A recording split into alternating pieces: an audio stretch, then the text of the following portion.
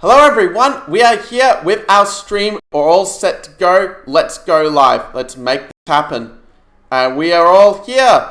3, 4, 2, 1.5, 1.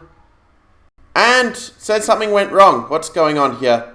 Are we all good? A few things are a little bit crazy on my end. It says, oops, something is wrong with the stream, but I think you guys can hear me perfectly fine. Alright, so let's get things going. We've got my chess.com board all set up. Hope you guys are having a great weekend as well. Well, at least for me, it is Saturday. Maybe if you're in the USA or in the Americas, well, it will be still Friday for you. But anyway, great to have you guys on the stream. Just getting to see your comments. You're always welcome to comment and share your, any news that you'd like to. Okay, let's get into some of the games. It was a little bit delayed because I had, basically had a few things that were going on my end, but we're here now, and now it's time to play some chess.com. And you might also have noticed I actually have a stream schedule all set up here, so that means that you can actually know when I'm going to be streaming, basically, and I've set a quite wide range of different times for each day, so that way, if you're paying on your time zone, I know that this time zone's not the best one necessarily for people like in Europe. So I've set some other ones, so if you're in Europe, you can find a time to watch. And also, I nearly forgot I should also play some music. Yeah, this track. I'm very excited about sharing this track with you. So here we are. I think that's quite a nice little volume. And yeah, talking about the game itself, this is very nice actually for white. We see we have John. Yeah, yo John, how's it going? So the reason that he probably shouldn't have played knight takes b5 and all of this is that now I can get a much improved version of an open Sicilian. After takes, I can take with the queen, and that's going to hit his rook on h8. And if knight f6, I go pawn to e5, hitting that knight, and suddenly this is not looking so great. But yeah, it was bishop g7, but now I can even just take that pawn. And that pawn on square b6 is a little bit weak. And yeah, you normally don't want to play bishop takes c3 in these kind of positions, because now you're very weak on these dark squares on the king side. I can go queen d4, leaving the knight without a really great square. He has to defend it with a pawn. Or actually, to be fair, he can play to move queen a5. I mean, queen e4, queen c3, and try to fork my king and my rook like this. But he doesn't see that. Okay, let's just take en passant. It generally makes sense to open up the position when I'm ahead in development, when his king is in the center. And don't forget, guys, I am up a pawn in this position as well. John asked said, why do you choose to stream on Facebook Live instead of YouTube or Twitch? Yeah, that's a really great question. Because actually most people, when they stream on chess, they stream on Twitch or they stream on YouTube. And actually, I do have a YouTube channel as well, which I've included in the description of this video.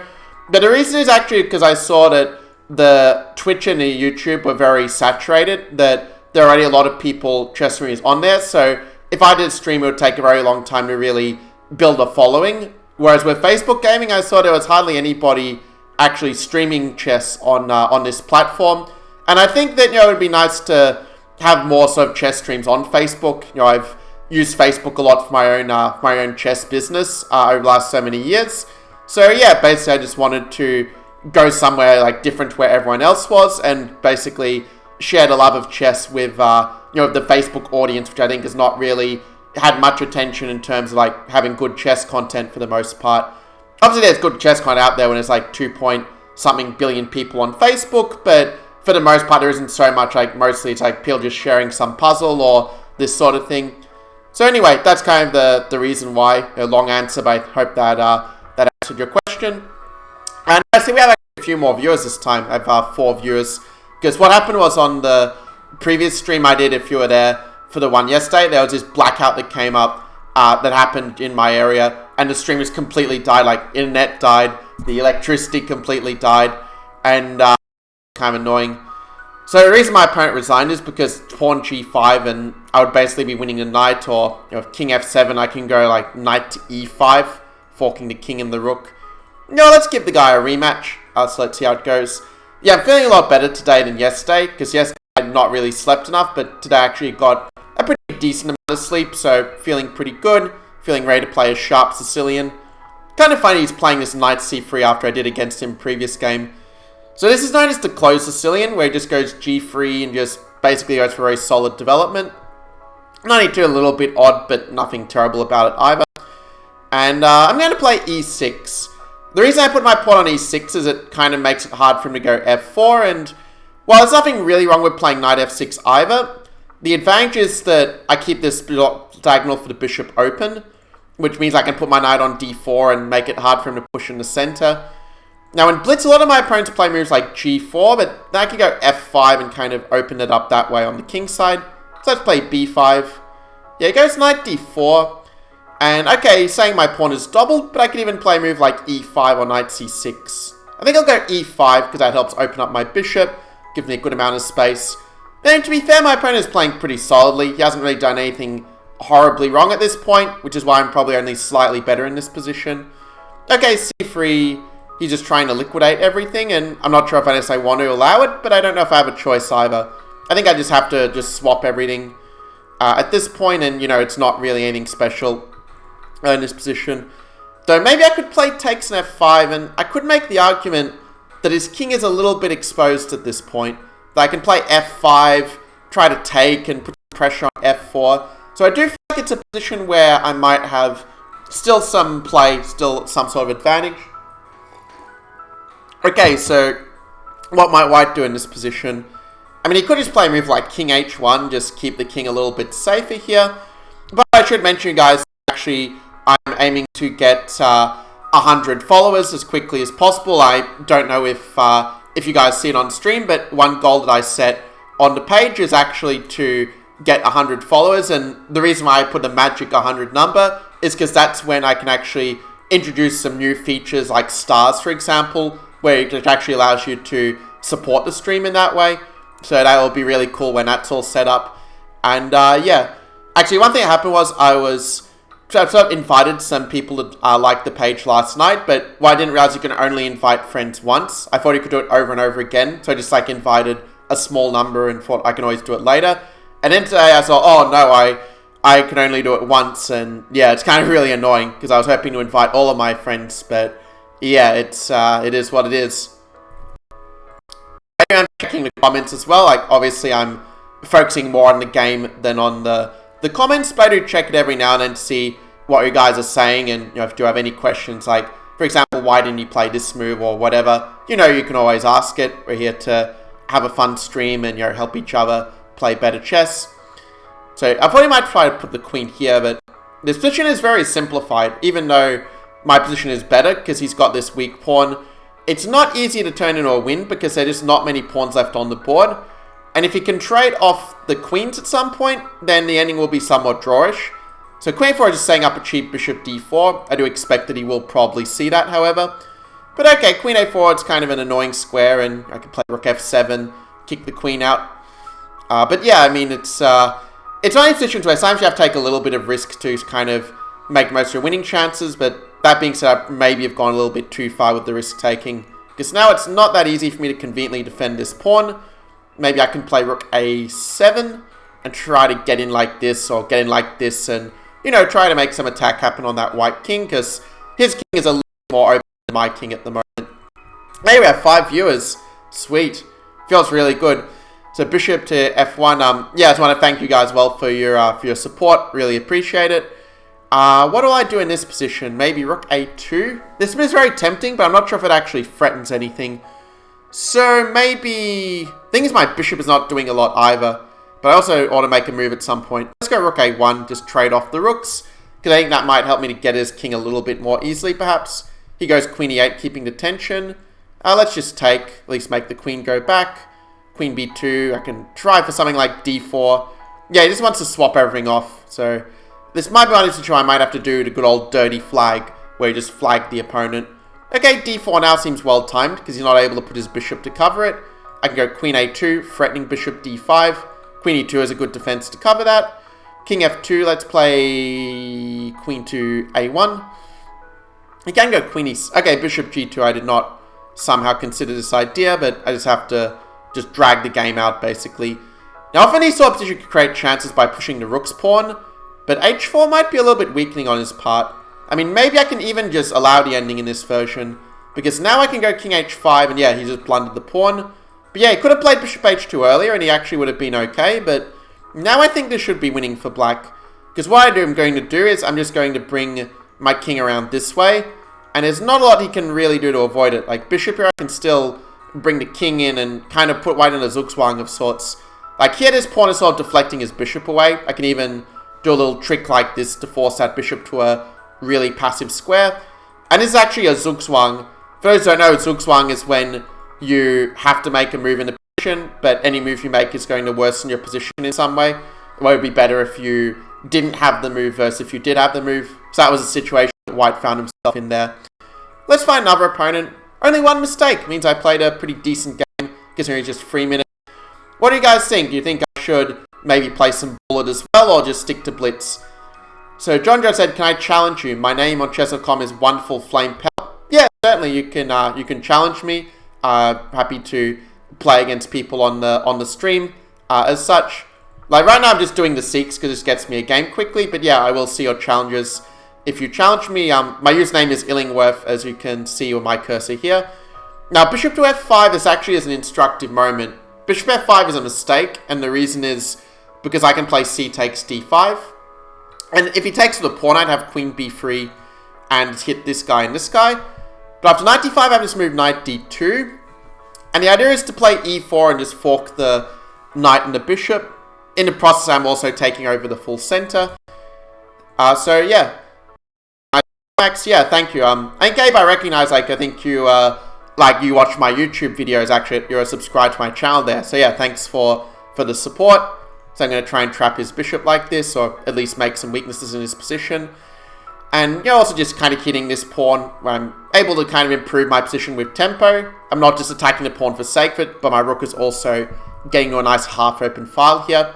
So, yeah, anyway, it is straight if you are enjoying this video. Like, if you do later on want to look at some of my recorded videos, I will point out I do have my YouTube channel in the description. You can always check that out. So, yeah, bishop d3. The problem for black is that black just doesn't really have a lot of space in this position. He plays e6, but okay, I can go knight c4, bishop e3, and that space just allows me to put my piece on much better squares. Now, knight c4 is not well timed, because he can go b5, and he can kick my knight back, which is sort of allowing him a little bit of freedom. Now, knight f6, I'm tempted to play g3 here, and go bishop f4. And actually, the reason knight f6 is not so good, because actually, if b5, I can play this bishop f4 move anyway. Okay, I actually had completely overlooked these threatening to take, but it turns out, luckily, my threat is bigger than his threat. So, yeah, and I'm saying, acknowledging that, yeah, you are subscribed to YouTube.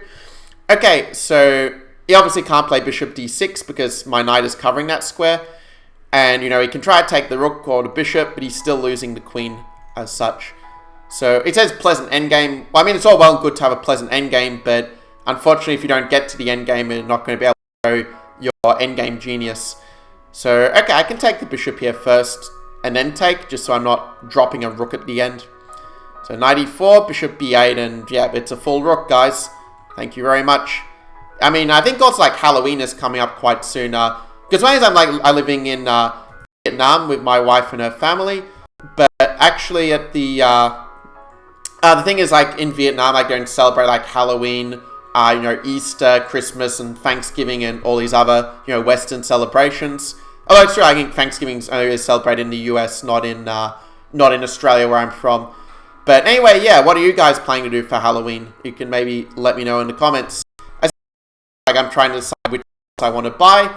Indeed, actually, I do have my courses listed. If you check the last link, I have the courses there. And one thing, actually, I will say is, like, that in terms of like, obviously, a lot of the courses are opening courses, and that's just because opening courses just generally sell better. So, just simple economics there. So, I mean, in that case, kind of easy enough. But if you're looking for something like, let's say, like, what's going to help me improve my chess the most of all, then I'll say it's probably going to be something like the Chess Improvement System. Obviously, you can check that in the membership. Obviously, like, if this was a private conversation, I'd be able to give you a more detailed answer, but the membership is really, you know, really good, and I can really give you more individualized help, you know, rather than just me, like, giving just, like, a quick answer question here. I can go a bit deeper in the little group I created. But anyway, I don't want to talk much more about it just at the moment, because I do want to also about the game and moves as well.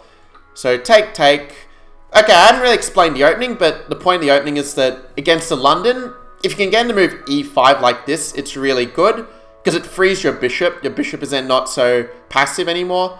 And also now you can see I've got this space advantage because of the fact I trade off his pawn on d4. Let's play rook e8, rook on the open file. Kind of surprised he isn't castling, but I kind of expect him to do it now. But okay, he's castling long, he wants to spice it up. You know, g4, g5 or something. Okay, I could even play b5 as a sack, but I'm going to prepare it with rook b8, b5, b4. Because when kings castle opposite flanks, you want to generally, you know, attack the opponent's king as quickly as possible, right? The thing is, I have better control of the so my attack is going to be better than his. Blazing says, play. I love that. I feel like there's probably some sort of, like, really clever, like, reference or something that I'm probably missing, but yeah, I like it either way. I could have played bishop g4 and hit his knight. That would have been a lot stronger, but maybe I can do it on the next move. For example, if c4, then I can go bishop g4, and still that knight is under some fire. Now, if you're wondering why he's not playing bishop takes e4, it's because I played d takes back, and then his knight is under attack, and it's just kind of ugly for him. But queen e2 would give an interesting question of what would be my next move after that. Yeah, bishop e4 now just a mistake. He's going to give up the exchange. So you guys are more active in the chat as well. Really appreciate that, because the more that you comment and the more, you know, that you like the video, share the video, etc., the more people are actually going to see it, and, you know, the more we can spread the love of chess around. So his best bet was to give up the exchange, but now I can simply take. And when you're up a piece like this, basically you just want to trade off the pieces, because the more of these pieces you trade off, the harder it is for them to try to swindle you with some counterattack, and also the easier it is for you just to win the endgame. You know, it's kind of a principle that you guys might know from football, that it's much easier to win if you have, like, one person against 0, or 2 people against 1 people on the team, than if you have, like, 15 people versus 14. You know, percentage-wise, it's not that big of an advantage, but, like, 2 versus 1 is, like, just massive. Or if you're the only one with a piece left on the board, then yeah, it's just very comfortable. So since a guy played the London against me in a previous game, I thought, why not play a London-style setup myself? Well, now it's kind of a hybrid between a London and a Queen's Gambit, actually. Let's play rook c8. I'm not rushing to take, because I want to try and take back in one move if I can, but b3 I think is a mistake, because I can just take. And if pawn takes, I might have a move like knight b4. Now, knight d4 I just take, and then I just take. And Abe says, clever friend. Yeah, okay. Sometimes it takes a while for me to see comments, so by the time I see it, I've forgotten like what it was you were referring to, or what I was referring to. But anyway, I guess it means like I'm really in the zone at the moment, just completely focused on the game. Or at least I can pretend I am. Okay, so knight f3 wants to go knight e5. Maybe I'll play a move like bishop h5. It probably wouldn't be the first choice of the engine, but I just want to stop his one real plan in the position. So he wants to renew this. I am going to take. I know it might seem a little bit weird to go up the bishop pair like this, but the point is that now his d4 pawn is a weakness. And if I can get something like the bishop to f6 and the knight to f5, well, I have one more minor piece that can attack his pawn on d4 than he has to defend it, because his bishop can never defend d4, a light square and a dark square. So I'm going to start with bishop to e7. I mean, exchange of the major piece is going to be in my favor for the most part, because the reason I said that I have one more piece that can attack his pawn than he has that can defend it. And, well, if I can trade off some of those rooks and queens to defend, again, just increase that numerical to continue the football analogy. Yeah, John, yeah, that's right, because I'm in a game, you can't challenge me right now, but once the game finishes, then you will be able to challenge me. I do realize, however, that there is a bit of a delay between the video I'm recording and when you actually see it on the stream, just because of Facebook things. So what I might do is after this game, I might take time to analyze this one just a little bit, and I'll give you the time to make a challenge before I move on to the next game, just so that all makes sense. So now I'm taking a second pawn, but I'm also really weakening his king. Okay, he sacks the queen, but this is just desperation. And I'm probably just going to push my pawn up, because I just don't want to get back rank mated at some point. It's a good way to avoid getting swindled in positions like this. There was something else I was thinking. Oh yeah, it's about the stream. You guys might have seen the stream schedule, and you might have noticed that I sort of have this one for today as a 4-hour stream.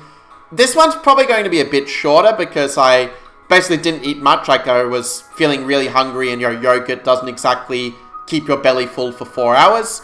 So what I'm doing for this one is I'm basically going to make this probably a 2-hour stream so I can then get some lunch, and I don't know whether I will do like another stream today after that or not. It depends on like how I'm feeling, but you know, that's sort of the game plan so far, to play make this a 2-hour stream or so and then kind of see from there.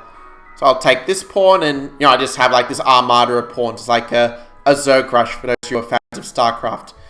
So okay, you went H4, B5, play like A, B4, just push the past pawns, take the freebies that are offered.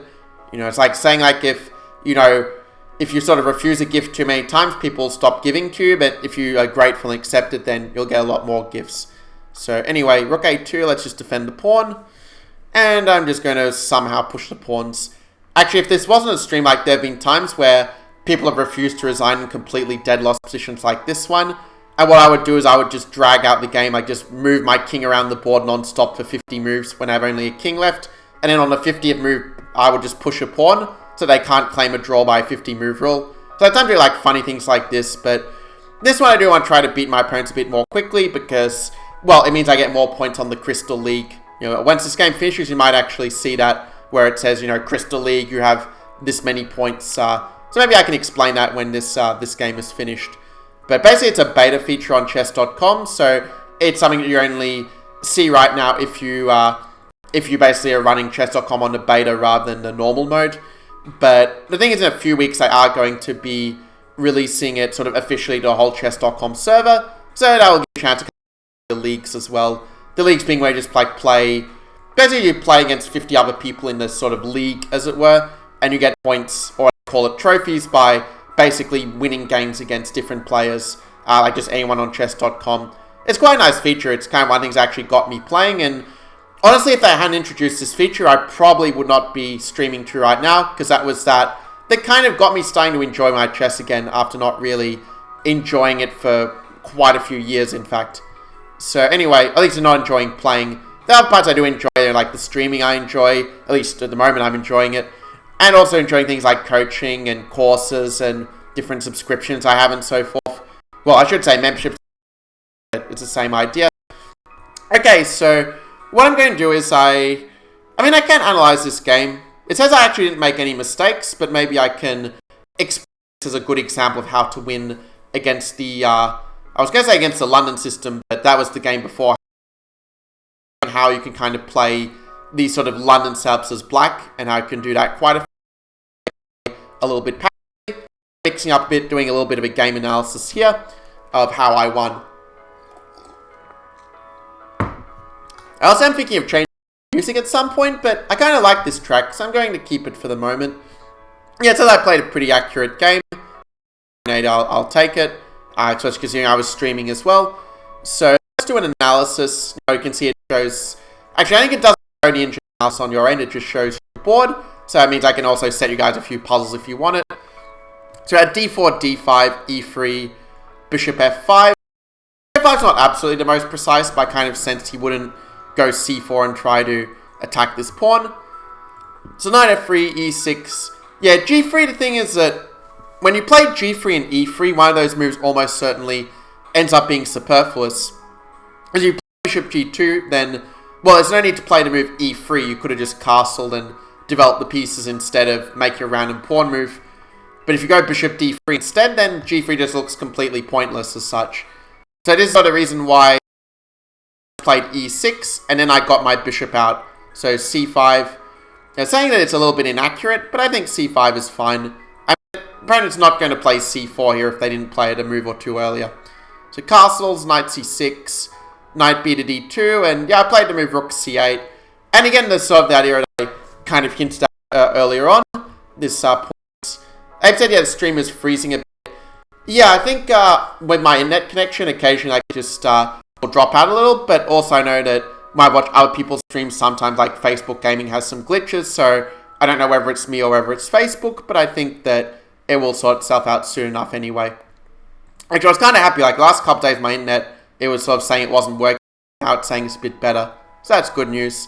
So yeah, b3, basically this is a big mistake, and maybe actually I didn't punish it in the very best way, because maybe I could have just gone knight b4, and sort of said, well, if you play a move like c4, trying to There's actually a really nice trick that black can do here that allows him to win an exchange.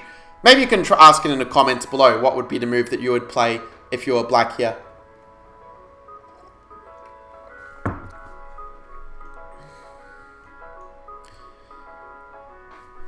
So here's the answer. The answer is that you can actually play this move bishop c2, and the queen has only 2 squares to go to, but whichever square it goes to, it actually doesn't matter in a way, because after either we're going to play the move to d3. So if the queen was on e2, that would still be a skewer, but here we end up winning that rook on f1, which is trapped. So it's a very nice trick, and probably the reason why this might have been better than c takes d4. But okay, I mean, I can still go for the knight b4 idea. It still kind of works. But yeah, after knight d4 now, I just basically win a pawn, and I pretty straightforward for me. Okay, it's true there were some moves I could play better, but, you know, it's Blitz chess. There's always going to be ways to play better as such. Like, even Magnus Carlsen doesn't play perfectly in Blitz. Or even in Classical for that matter, but certainly in Blitz, like, you just don't have a lot of time to calculate your moves. It's more playing on intuition, as it were. Okay, so I'm back on chess.com, and I know that, who was it? Yeah, John wanted to challenge me, so I'm looking for a challenge for Wonderful Flame Pelt. If I don't see it like next so many seconds, I'm probably just going to just do another seek as such, just do an unrated seek. Maybe I can play some 1 minute actually. I just want to maybe mix up a bit, want to try a few different things, and well, sort of see what you guys kind of enjoy most of all as such. So anyway, let's play a few bullet games just for a little variety. This one I'm not really going to talk much about the games, just going to play like really fast. So you can see I'm like just pre-moving everything at this point. And 94. Because this is all actually quite standard theory, because the square on d6 proves very weak. Maybe I shouldn't pre-move knight d6. Yeah, I'll play bishop d2. And you can tell the guy's rated 2-100, but he's still making like a lot of mistakes at a bullet speed, because, well, I'm putting a lot of pressure on him as well, so it makes it very hard for him to defend without any time on the clock. So okay, I'll just bring the pieces in. Like, notice, even in a bullet game, I'm still making sure that all of my pieces are in the game and doing something useful. 94 was kind of sloppy. I shouldn't let him get an f5 so easily. So now his position is almost kind of playable. But okay, I can still, you know, attack him. At least try to attack him. It's nice that at least his bishop and rook are completely out of the game. And I've got this nice rook lift to bring the pieces into the attack like so. And he just blundered a queen. That's convenient. And yeah, I'm just going to mate, or pick up a whole bunch of material. Good enough. Takes, and I can even just pre-move the moves from here.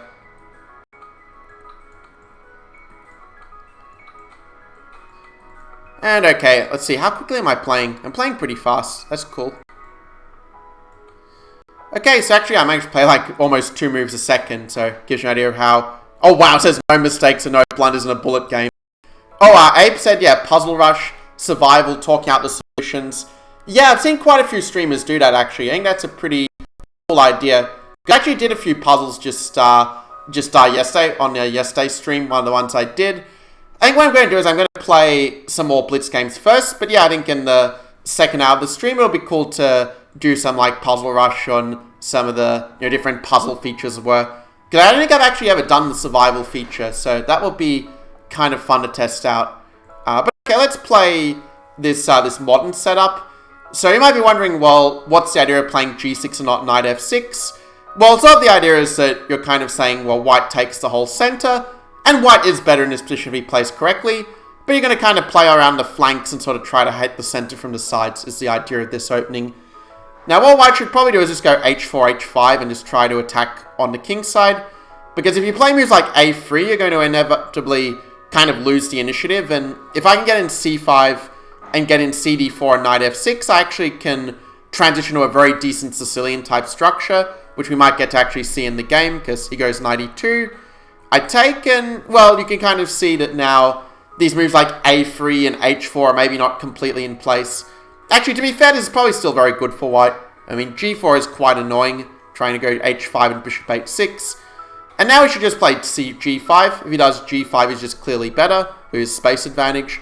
But at the same time, it's also possible that maybe he wouldn't normally play this way in the, you know, if it was just a Sicilian. And yeah, bishop e2 is a big mistake, because now I take. And yeah, Abe said, yeah, that was dominating.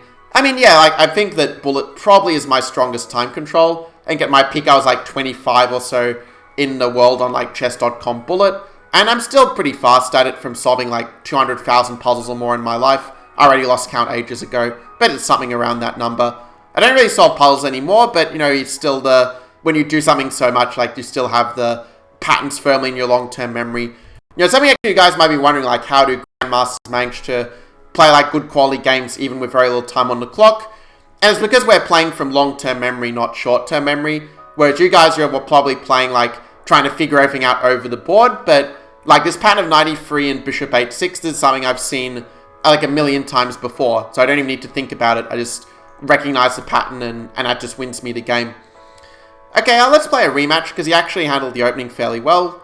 Now let's go e4. I'll try to play something a little more aggressive for you guys. Maybe something like f4. I notice this Vienna system usually works very well because most of my opponents don't play d5, but this guy actually knows his openings reasonably well.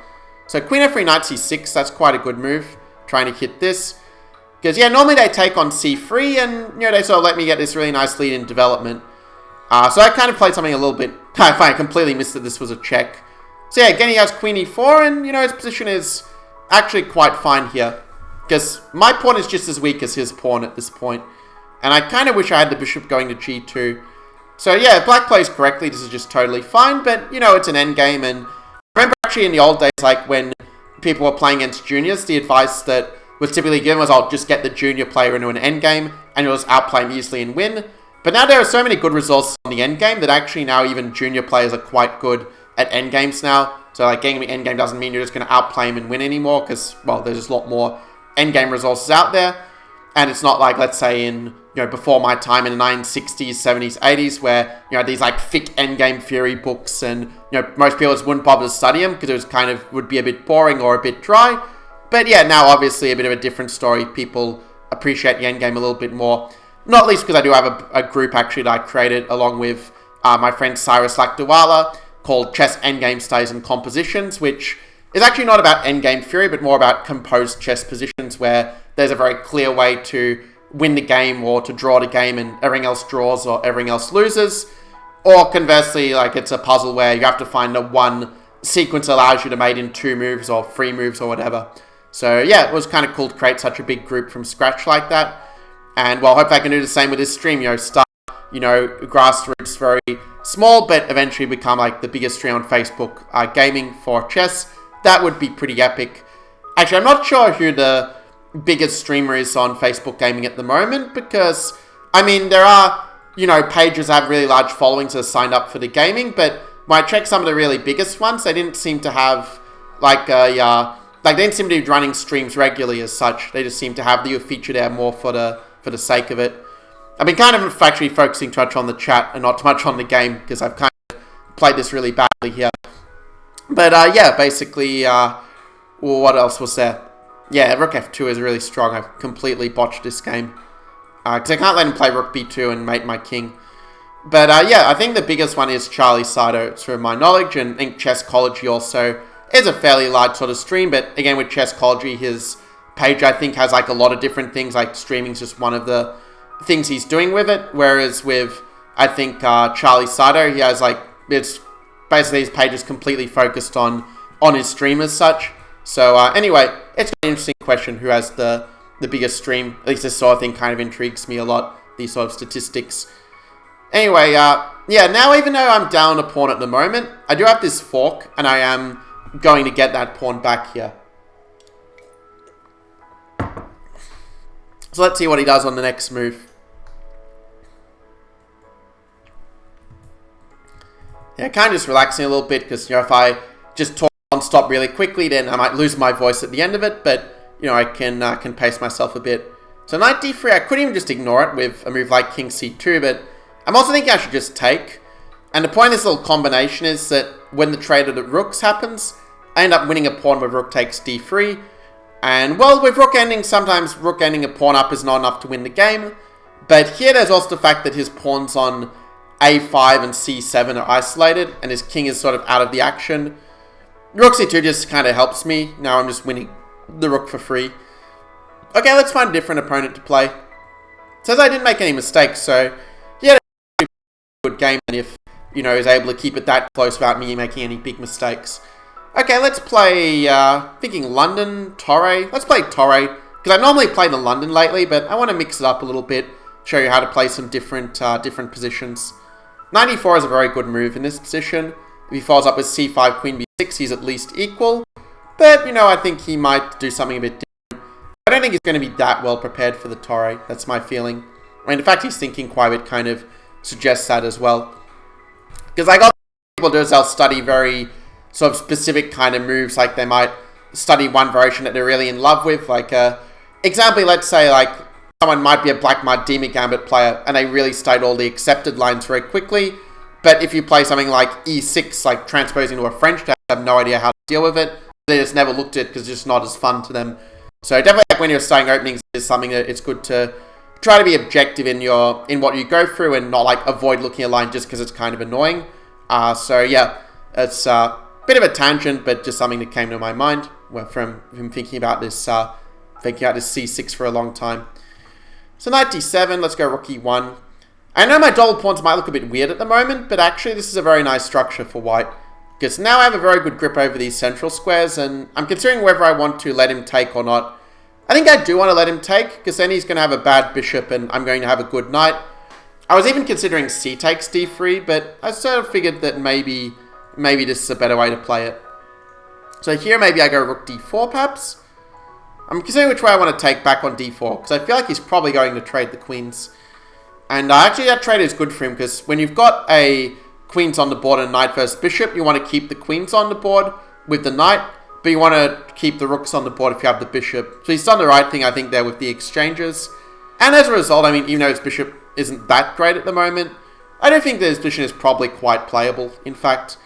One move, yeah, he doesn't want to play f6 though, because then this e6 pawn becomes a weakness.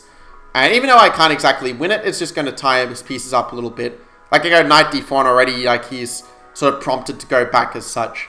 So I'm just going to kind of gradually just grab space, kind of advance the position. He does have the idea of e5, but maybe I have knight f5. So I might just, again, grab space. I find like if you're not sure what to do in a quiet position like this, so I'm just moving these pawns on this side of the board, just taking away space and trying to fix these weaknesses of the opponent in the opponent's pawns. That can be a good way to try to get some pressure. Okay, e5, I could actually take this now. Because, I mean, even though he's got the space, if it was a middle game, then yeah, the pawns are really great. But here, they're probably more of a weakness than anything else. Like e4, I go knight e5, so he goes king f6. I can play, I'm thinking to move g3 or even h5 maybe. And h5 probably isn't the best move, but I just want to try to create some weaknesses. Because if I do nothing, I think that the position is just very nice for black. So I think I have to try to disrupt his coordination somehow. Might go knight h2 and try to go knight g4. What I was kind of worried about was rook c5 and him trying to attack me like this, because his pawn could actually be a bit of a weakness if I'm not careful. And yeah, okay, play f3, defend the knight to stop any like ways of cutting me off like that. So yeah, again, yeah, my opponents are playing pretty well today. They're rated 1600, but they're playing a lot better than that, I can tell. Because I don't feel like I'm making any like obvious sort of blunders in these games, and I definitely feel a lot better than I did yesterday on the stream, feeling a lot more energized. I was considering playing knight e3 and doubling and messing up his pawns, but I kind of waited because I thought he might make some bigger mistake if I just give him a bit of rope to hang himself, and it looks like that's maybe what he's done here. Because I think I'm just winning a pawn if I'm not mistaken. Or can I play rook takes c4? That would be really beautiful, but I can also just play knight c4. But you know what? Because it's a stream, I'm going to show off and play the beautiful move. Where because of this little combination, I managed to win a pawn. And I'm also hitting this. Now, you don't really want to trade off into a pawn ending when you are down a pawn in general. Because most of the time, a pawn ending with an extra pawn will be a win for the stronger side. Unless it's like a theoretically drawn position. So, okay, he's trying to get this trade of pawns, which is, I think, the right way to approach this position as black. I mean, maybe he can draw it with perfect play, but it's also one where he has not a lot of time on the clock, and you can always kind of keep plodding away, you know, offer trade of rooks, gradually push your pawns forward, and the fact that I have pawns on both sides of the board definitely improves my winning chances quite a lot here. I seem to be playing pretty strong. Yeah, exactly, like, the guy is definitely playing better than his rating, but unfortunately he's playing a little bit too slowly, so now he is, yeah, just going to suffer for it. Rook c6 is probably a bit careless, but okay, I can go f4. Actually, f4 might have been a mistake, because I was thinking this, but his king gets so active, so I'm just going to play rook c7 and just keep some tension. Okay, now I'm more inclined to take, I think. Because, well, rook g3, I have g5, and then I can sort of take this. And general principle for these kind of positions is if you're able to get these two connected passes against a solitary pass pawn, that's generally going to be winning for you, because your pawns can kind of move together, and his king can't really stop them. Whereas I can just put my rook behind his pass pawn, it doesn't really do anything then. Like, I mean, he can't get his rook around to check and then queen the pawn. And I mean, I'm just way too fast here. King g6. Probably king f6 was better, but it doesn't really matter at this point. Plan just to, you know, rook b8, f7. Okay, f7 first is more precise, but it's still an easy win. Just queen f6, etc. And he resigns, but, you know, he played a good game. So, okay. John asked, when is the London book coming out? Yeah, actually, I think on one of my YouTubes, I mentioned I was like writing a book on the London. I kind of put it on hold for the moment, just like in terms of finishing it off, to focus more on the stream. But yeah, that's something that I have plans like to work on. Probably I'll do it like next week. I will put the finishing touches to it, and whether I put it on like Amazon or on my personal page, well, I haven't decided yet. But yeah, it'll be kind of fun because I really am very passionate about the London system. So he plays c3. Okay, let's go d5, just play classically. d4, let's go knight f6. Will he go knight f... Okay, queen c2. Let's go g6, so I can play bishop f5 with tempo, is my idea. Don't have to do it right away, I can, you know, fianchetto first. And if queen b3, just queen c8, and I go c5, c4. It's kind of funny, because like I combined a London system with the Catalan approach, g6, bishop, g7. Actually, yeah, this was very stupid of me, because now he can grab a pawn. Although I'm kind of lucky that I still have good compensation, because I have the bishop pair and he's a bit behind development. But yeah, this was still kind of sloppy to allow this sort of thing. So rook d8, he's going to try and go e4. Let's create some pressure in the center with c5. Obviously, I want to open up the center while his king is in the middle. That's the dream, guys. I can go e5 as well, or even take, and then e5 and just rip it open. So let's take. And, well, the reason he played bishop e5 is he wants to get... Well, at least I thought he wanted to cover e5 by doing this kind of thing, but looks like he had a different idea. But I don't think knight d4 is as good, because now I can go e5 and just kind of rip open the center before he really manages to get his king completely to safety. Although after d5, bishop e5, he could play a move like knight to f3, which is making me wonder... I have this really crazy idea of playing rook takes d2 and sacking the exchange to keep the king in the center, but I feel like it's better just to take. Because even if he does get culled, I think that I'll have some compensation. Yeah, king d1, just a big blunder, just bishop f4. And he loses the knight here. So that's, unfortunately, the way chess is, a very ruthless game. You make one mistake and you might not get another chance to get back if it's a big enough mistake. And merely in Blitz chess, or if like you're playing, let's say, you know, kind of like at a, let's say, below 2000 level or even a bit above that, then yeah, it's true, like the first mistake is generally not going to cost you the game. Obviously, the guy did make some little errors before that, I think, but yeah, it's a principle to keep in mind that, you know, obviously, you know, you want to try and play the best move you can every move, and, you know, one slip in concentration can potentially cost you the game. So, and again, you've seen a lot of examples, well, not in this stream, but like where I kind of had a slip in concentration and could have lost, but then my opponent missed it, or they saw it and then they kind of messed it up later. Anyway, how are we doing for time? We're getting close to that 1 hour mark. Got a 1800 rated player from Japan. So d5, let's play King's Indian attack, go for one of these system openings. But I'm going to play it in a Grunfeld style, because I let him go e5 and take over the whole center. And a Grunfeld's one of these openings where it kind of works a lot better with the extra tempo, whereas King's Indian is a lot more of a slower build-up by comparison. So now I've actually transposed what's known as the Catalan opening, which is where you have like this g3, bishop g2, d4, c4 kind of thing. And after takes queen c2 is kind of an annoying move, where I'm going to threaten to take and discover that attack on his bishop on c5. So as well as actually with this stream, I kind of forgot to kind of pin a comment. Maybe I can do it after this game. Unfortunately, bishop d6 is a very unfortunate square for the bishop. If you want, you can try to figure out the move that I'm going to play here, which actually wins material. So the answer is queen c6. That just forks the king and the bishop. And normally just go bishop d7 and it would defend the rook. But then after bishop d7, his bishop on d6 is left undefended. Queen's no longer covering it then. So I take the rook. Actually, he can try to trap my queen in this position, so I should still exercise a little care, but I think bishop e3 will allow me to kind of get a little escape route for the queen, little escape hatch. Yeah, John got it right with queen c6, nice work. So anyway, let's see what he's going to try. I mean, the position is just resignable, but, you know, he's probably going to play on for a while, is my feeling. I mean, I guess so it can be instructive for you to see how do you win with an extra rook as such.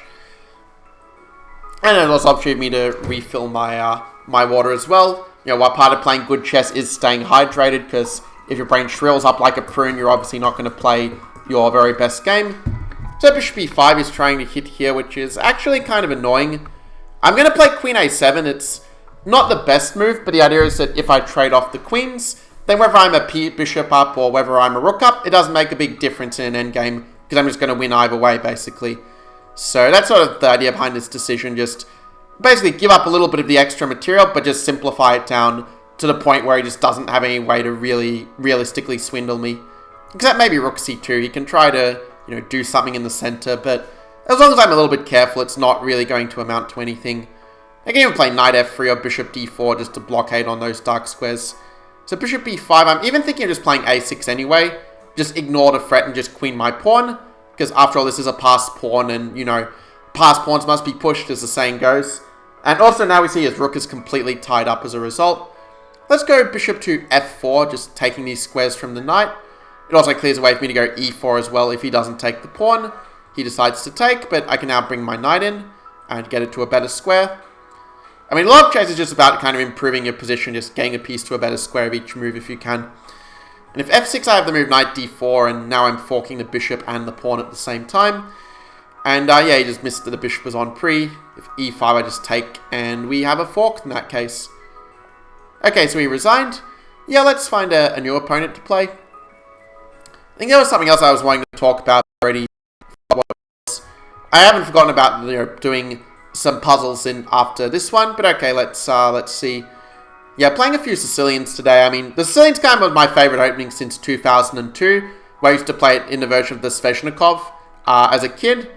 But this one I'm going to maybe play a little differently. Going to play Untitled Sicilian, which is sort of like the king of the Sicilians. Played by guys like Bobby Fischer, Garry Kasparov, Magnus Carlsen, and so on. And my opponent's playing in a very sensible way with the English attack with f3. And I'm going to play h5 to not let him get his usual g4, g5, and his pawn storm. It's a line that, like, 20 or, let's say, 30 years ago, this move would have been just like this, completely ridiculous. But now, in the main line, it's kind of funny how things have changed in chess with the, you know, with the computers getting so much stronger. So my plan in structure is basically just going to be to play on the queen side, and I'm just going to keep on pushing forward and attacking. Now, knight d5 is a move I'm very happy to see, because now I can go knight b6, and if he doesn't take my knight, I win the pawn, basically. But if he does take now, my bishop is a lot better than his in this kind of structure. It's one of the very deep points of the knight off that you kind of basically learn from playing the opening a lot of times. So he's giving me, he's very tricky. Knight d5, queen e4 actually loses a piece. And he wants to go knight a5 and try to get knight to c6, which is actually very annoying for me. So I might go rook to c8. And this actually sets a little bit of a trap, because now after knight c6, the trap snaps shut. I have the move knight takes d5, removing the defender of this pawn, and then I'm just up a pawn. Okay, to be fair, he does have some compensation if he can get the bishop to d5, because then my bishop is passive. But I go d5 first, and I just dominate the center completely, using that nice central majority that you get when you play Open Sicilian. And yeah, he just blundered the queen, because he only was looking at the fact that my pawn moved. He wasn't looking at what was discovered behind it. Okay, I'm just going to sack, because I want to finish the game more quickly. Though, ironically, it might make the game go on for longer, but I just want to try to mate the guy. So, anyway, d4. And, yeah, it's opening up his king as well. Okay, he's just wanting to try to play solidly, but, you know, I'm just going to check his king.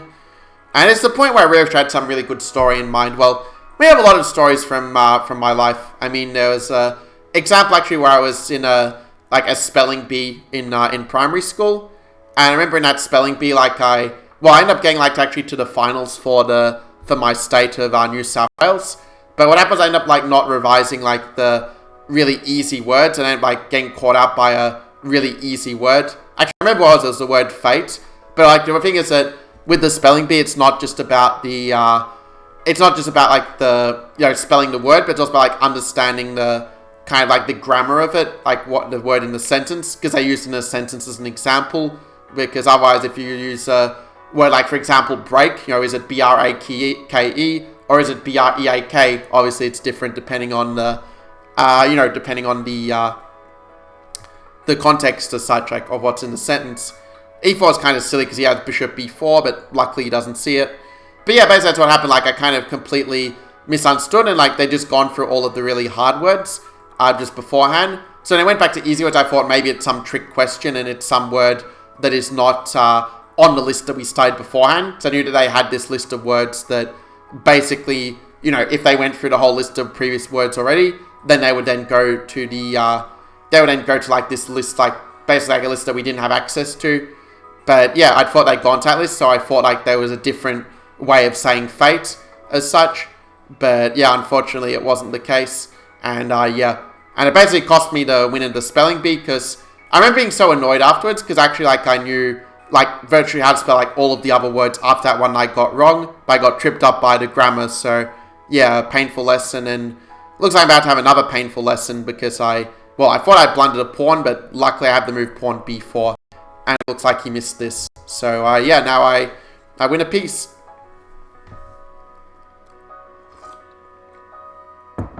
Because one thing I've also kind of considered as well, like, do I make this like purely a chess stream, or do I stream other games as well? The thing is, the other games I generally play, I think, are not really that popular.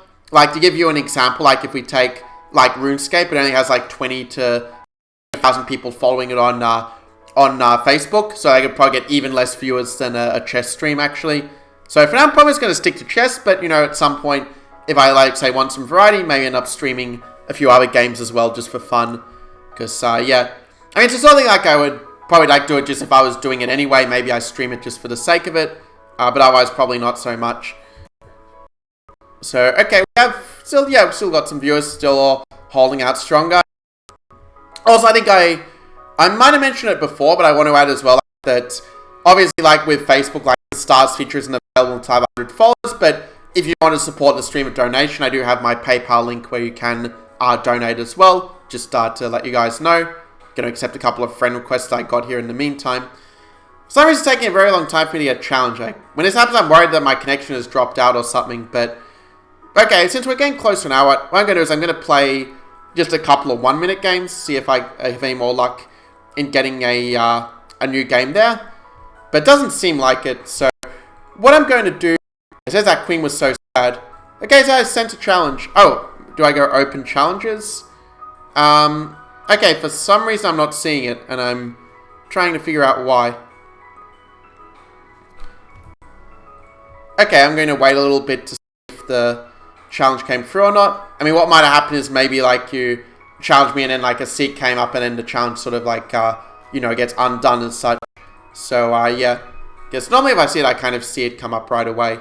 So, I can check here to see if it has come up on this end, if I recognize and these usernames in the seek, but I don't think I see it at the moment. So again, I was going to wait like a few more seconds just in case something comes up, but it doesn't look like it, unfortunately. I agree, it is kind of strange, but I think I'm going to probably switch actually doing some puzzles. I really like that suggestion from I think it was Ape who suggested it. Yeah, actually that is true. I could challenge you. That's a good point. Maybe I can just copy your username and. Although I think to do it, I might have to add you as a friend, perhaps. I guess it's something I can look into. So, yeah, that's probably something that will work better probably for a later stream, because I'd have to add you as a friend, and it'll take a bit of time. But I have saved your username, so I can do it after the stream at the very least. So, anyway, okay, yeah, Abe was saying that you can challenge again. Alright, so what I'm going to do is, I'm going to create a new tab, but with one where, where we have the puzzles. So, okay, let's go to puzzles. I realize it probably looks kind of weird for you at the moment, but I will be switching it up soon, because I actually set up a special view in OBS, so that you can see the puzzles on chess.com as well. Hang on, that's the one for YouTube. Okay, just bear with me as I set this up. I know I set something, but yeah, now it looks like completely different to what I had before. So, okay, maybe if I just duplicate this. Okay, and then I might just change a few things, just doing this on the fly. So if I add something like this. Okay, let's do that. Yeah, that looks good. What I want to do is I want to try and make the window a bit smaller, is what I was basically aiming to go for. So if I remove this, because yeah, right now like you can't see my face, so I want to try and set this up nicely. So okay, you can see me like doing things on OBS in real time. And yeah, I know it's a little bit small for you, so what I'm going to do is I'm just going to change this so that you can, so you basically like see the board as such. So let me just, already forgotten what I'm supposed to do with this. I know like there's a feature where you can like resize the window. That's what I'm trying to do just at this point. It's kind of good to have the music playing, because if I didn't, yeah, it would be, yeah, kind of awkward maybe. But anyhow, let's, yeah, it's going to look a bit funny at first, but yeah, it will eventually all make sense. Okay, that's a little bit faster. Just so you can just focus on the board and not be distracted by all the other things going on. So, yeah, it's like so small, I can't even like see what I'm doing, but maybe this is a bit better. Okay, I think now it's good. Let's just do, let's say 50. Yeah, I'll just add a bit more here. And yeah, but you can see now, like while I'm doing this, you can see the different chess puzzle features. You can see that, you know, there's the normal puzzles, but there's also the puzzle rush. There's also a puzzle battle where you can compete and try to solve more puzzles than another person. It's kind of like puzzle rush, but against another player. And there's also a feature like, you know, with puzzle rush. That's where you try to solve as many puzzles as you can in a very short period of time. So that's quite a lot of fun. And things like daily puzzle and custom ones. The custom one's actually really good. I think you can only do it if you're like a chess.com like diamond member or premium member or something. I forget the exact details, but the way it works for that is basically with the custom puzzles, you can actually select puzzles by difficulty, and you can set puzzles by theme. So it allows you to really drill those patterns to learn them in a much better way. It's something I was doing myself in the past, and well, it definitely helped me a lot. Even helped me in my puzzle rush score a little bit, funnily enough. But okay, I think that looks good. Well, until I make this a bit bigger, because like the board's so small, you're probably squinting. So John said my best in survival is 55. Yeah, that's really good. I think that's, well, it's higher than mine because I haven't actually done it yet. And Abe's asked, yeah, what are your highs? Yeah, like I said, I haven't actually done the puzzle. What is the puzzle survival feature? I feel like I should be able to see it somewhere, but maybe I think I have to go to Puzzle Rush. And I think you can choose what type you want to do. Like you can do a survival one, and you know, I think this is going to be kind of fun to do it in this way, and will probably be also good content for YouTube as well, now that I think of it. Alright, so let's do puzzle survival. Do I keep the track or do I change it? Originally I was going to like change this track halfway, but you know, I kind of like the track, so I'm going to keep it. Abe said his survival record is 35. Alright guys, so are you ready? Let's start some puzzle survival. I'm actually looking at the video now, but I think that it shows something completely different on mine. Like, it shows me still like on the position of the previous game. I don't know if this is a Facebook glitch or something, because I know it can be a bit glitchy like with this, but anyway, let's do this. Let's do my first survival. Actually, I think it's survival. I mean, to think of like Survivor, because I'm like a big super fan of the TV show Survivor. I like all the social elements. Yeah, it's like 3 strikes and you're out for this. So the first time, this is pretty easy. Obviously, they start really easy, like 1 move or 2 move checkmates. But they get a little bit harder, of course, as you go on. Like if... Okay, you can't see it at the moment, but the previous puzzles rating was 164. And, you know, you see the puzzle rating when you're done. So that next one is 221. So you can see it's going up a little bit each time. And, you know, I'm going for a position a little bit more slowly than I normally would because, well, A, it gives you a bit of time to solve it yourself. But B, if I just rush through all the positions, it would kind of give me this, like, System 1 thinking, as Daniel Kahneman, you know, the famous economist, talks about, where if you're like just playing an instinct move every single time, then you're going to be in that mindset of like playing the instinct move when you actually need to calculate. Whereas by pacing myself even on the really easy puzzle where I know the answer, it means when it does start to get a bit more hard, I'll already be thinking that more System 2, more slower, more deliberate type of thinking. So okay, I'm going to play Rook D8. And simply checkmate the king because obviously the knight was covering it.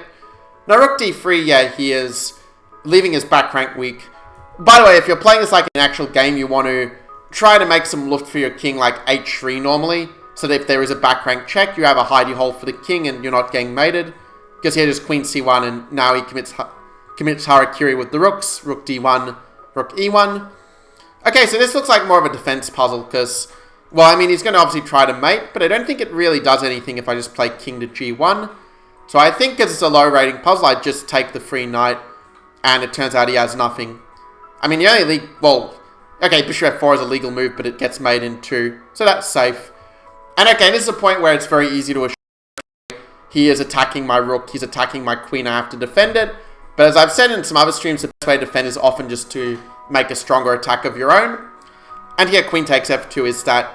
Again, you're seeing, because these are easy puzzles, a lot of themes are the same, like back rank mates have really come up pretty prominently. But okay, this one is slightly trickier, in at least it's not like just, you know, familiar back rank. You have to keep your eyes open, and, well, it turns out knight d4, and I just fork the king and the rook. Thank you very much. This one, actually, I remember I've solved this puzzle before. Probably saw a lot of these puzzles before, but it was a while since I did Puzzle Rush. So we take, and now we prepare the pawn fork e5, and that was winning the piece there. So now I checkmate in 3 moves. Again, weak back rank. Queen at f2. Now, don't take the rook. Taking the rook is not going to give you the right answer, but queen f1 and back rank mate. Thank you very much. Now, rook f6 is featuring a tactic of a pin. John is I can't see what level you're on. Yeah, I'm at 11. Maybe I can read it out as I go. So it says, yeah, it says first and 12 back ranks what Abe says. So I'm at 11 so far. So now I play rook f6 using the pin, and then takes, so 12. And again, another back rank, queen f2, queen f1. Actually, it's one thing about Puzzle Rush, like, I think that if you do it as your only sort of puzzle effort, it's going to maybe train some bad habits, be a bit maybe superficial. But his survival one's actually quite good in that you actually can think about the positions more. And also, like, with all of them being back ranks, so if you're, let's say, like, not good at these sort of tactical themes, you can really kind of master them just by doing some Puzzle Rush sessions, because it's sort of the same themes coming up a lot of the time. Anyway, I'm at 14 at the moment. So knight d3, he's threatening the rook, but again, I have a much bigger threat. I played him with bishop d5 because that's with a check, and it also hits the rook. So I go yum-yums, take the rook. I go take the knight, and after captures, you win. I see Abe, yeah, laughed, like, I don't even know like what the comment was.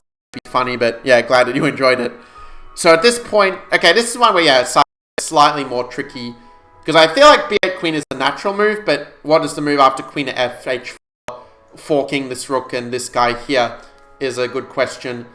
For that reason, I think the answer is to play the move rook f5 first. And then when the king moves, you can play the queen. You promote to a queen, and you have queen h4 just doesn't really do anything then. And I don't think there are any tricks. I think rook f5 is the answer. And it's kind of like, who wants to be a millionaire? Like Eddie Maguire says, final answer. And yeah, Abe said, drill him hardcore. Exactly. So rook f5. I only had to make one move. And I did get that one right. Like when I made one move and skipped, I thought, oh no, have I got it wrong? But it's all good. So knight b5, this is a classic loose LPDO. LPDO stands for loose pieces drop off. And the problem is that I have a little fork. Now, it might seem like knight c3 and his knight's defended, but the point is that I now play pawn at d4, pinning and winning. I was either going to take that knight, or I take this knight, and I'm up a piece. Now, here, here he's trying to be a little bit tricky. I'm, like, so rusty on these puzzles. I mean, so long as I solve puzzles, like, I'm sort of not used to kind of solving them, even though when I streams almost feels like I'm doing, like, tactics puzzles with all the tactics that come up. But, okay, I'm fairly sure that the answer is queen takes h2, king h1, queen at h1, knight g1, and bishop h2, because then I just win that knight on g4 by force. He doesn't have a way to defend it. The only thing I'm nervous about is maybe he goes bishop b6 and tries to say he has some counterplay on the king, but I honestly don't see it. I think my attack is going to be better. So, on that basis, I think the answer is to play this, unless there's some genius there with bishop h2, but I don't see it after king f1. So, okay, I'm going to take. Okay, it was correct, so that's a relief. And then I'm going to play queen h1. I'm pretty sure this is the move. And I'm pretty sure bishop h2 is the next move. I'm just double checking to make sure, but yeah, I'm going to play it. And yeah, bishop takes, and now I mean, it actually occurred to me that there is also... Actually, rook e8 just goes bishop e3. It's just nothing, so I should just take the knight with a check. And it's right, what a relief. Okay, so bishop c4 again. You know, you might remember what Ben Feingold says. He says, like, never move the f-pawn as such. But, and okay, of course there are a lot of exceptions, but the reason why playing the f-pawn can sometimes be not the best idea is because it now leaves him vulnerable to checks, and after queen h4, I actually think I just win a piece. I played that a little bit too quickly, but luckily it works out, because if he went bishop d5, I'd have like queen b2 or queen e5 or whatever. And now if he takes, the point is that I have this move knight c2. Admittedly, I did not calculate this all the way back. I probably should have, but you know, it is what it is. Now at this point, knight e4, I mean, I'm pretty sure it's just queen takes g7, because I'm hitting the rook, and I'm also still hitting his knight. So knight e4 is just an example where that's the risk sometimes of trying to meet an attack like this with a counter-attack with knight e4, that if the opponent can then play a counter-attack, you might just have a whole lot of pieces left undefended. So queen takes g7, queen f6. I just go swapsies, queen takes, and I win a piece. That's that one. Okay, so this one is obviously going to be a checkmate. Rook f7, king g3, only move. Rook, I don't have rook e3, the rook's covering it, but I do have rook g1. And then after that, I'm going to have rook h7. So this is why you don't rush. Like, if I'd rushed rook e3, I would have got the puzzle wrong. But okay, I can do this. And just like check, check, check, check, check. Rook g1, yeah, he just gives up the rook because he doesn't care anymore. Like a rage quit move. And rook h7, checkmate. So number 21, just to keep you guys updated. So knight h4. I mean, queen g5 just wins a piece, right? Take, take. And I'm also hitting his knight, which is why he doesn't really have time to take my bishop then. So takes, takes. And to keep you guys updated on the rating, that was a 12-21 rated puzzle. Now this one, I'm pretty sure it's just take the knight with check, so he doesn't have time to queen. And then I just bring the rook back. Maybe it matters which way I bring the rook back, actually. Because after this, I think I should go rook h3. Because rook f8 goes king g7, and that gains a key tempo. But by playing rook h3 first, that means that he's not going to be able to move the pawns as quickly. And I think that this one I actually kind of want to calculate. So a5, king g7, a4, g6, a3, king g8, a2, g7, a1. And he actually promotes to a queen at the end.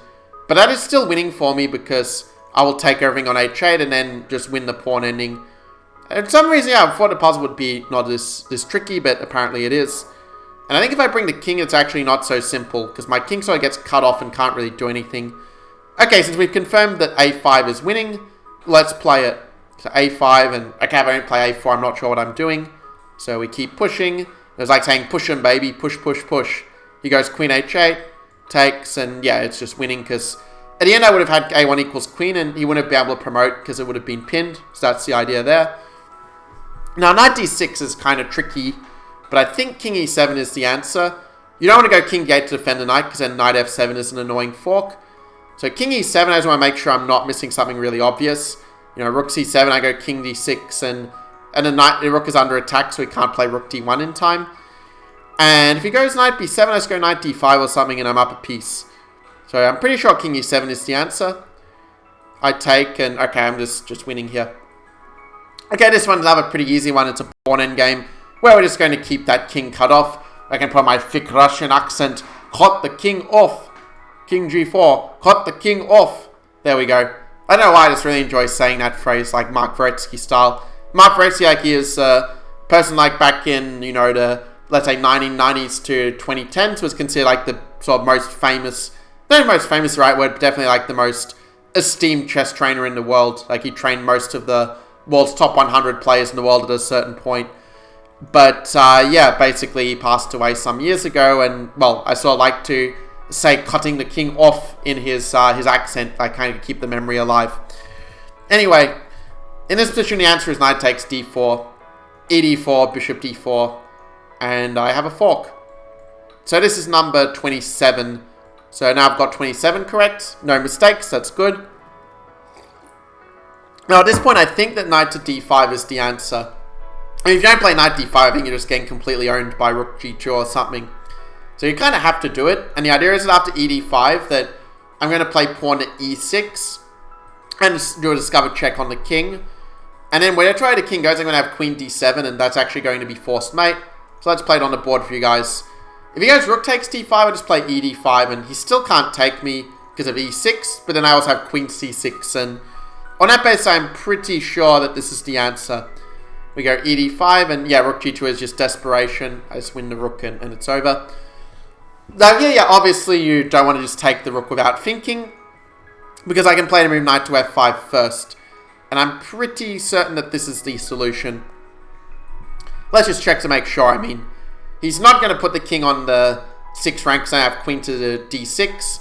So it's going to be like king to d7, but then I can take and, well, I'm just a pawn up. A piece up, actually. So yeah, knight f5.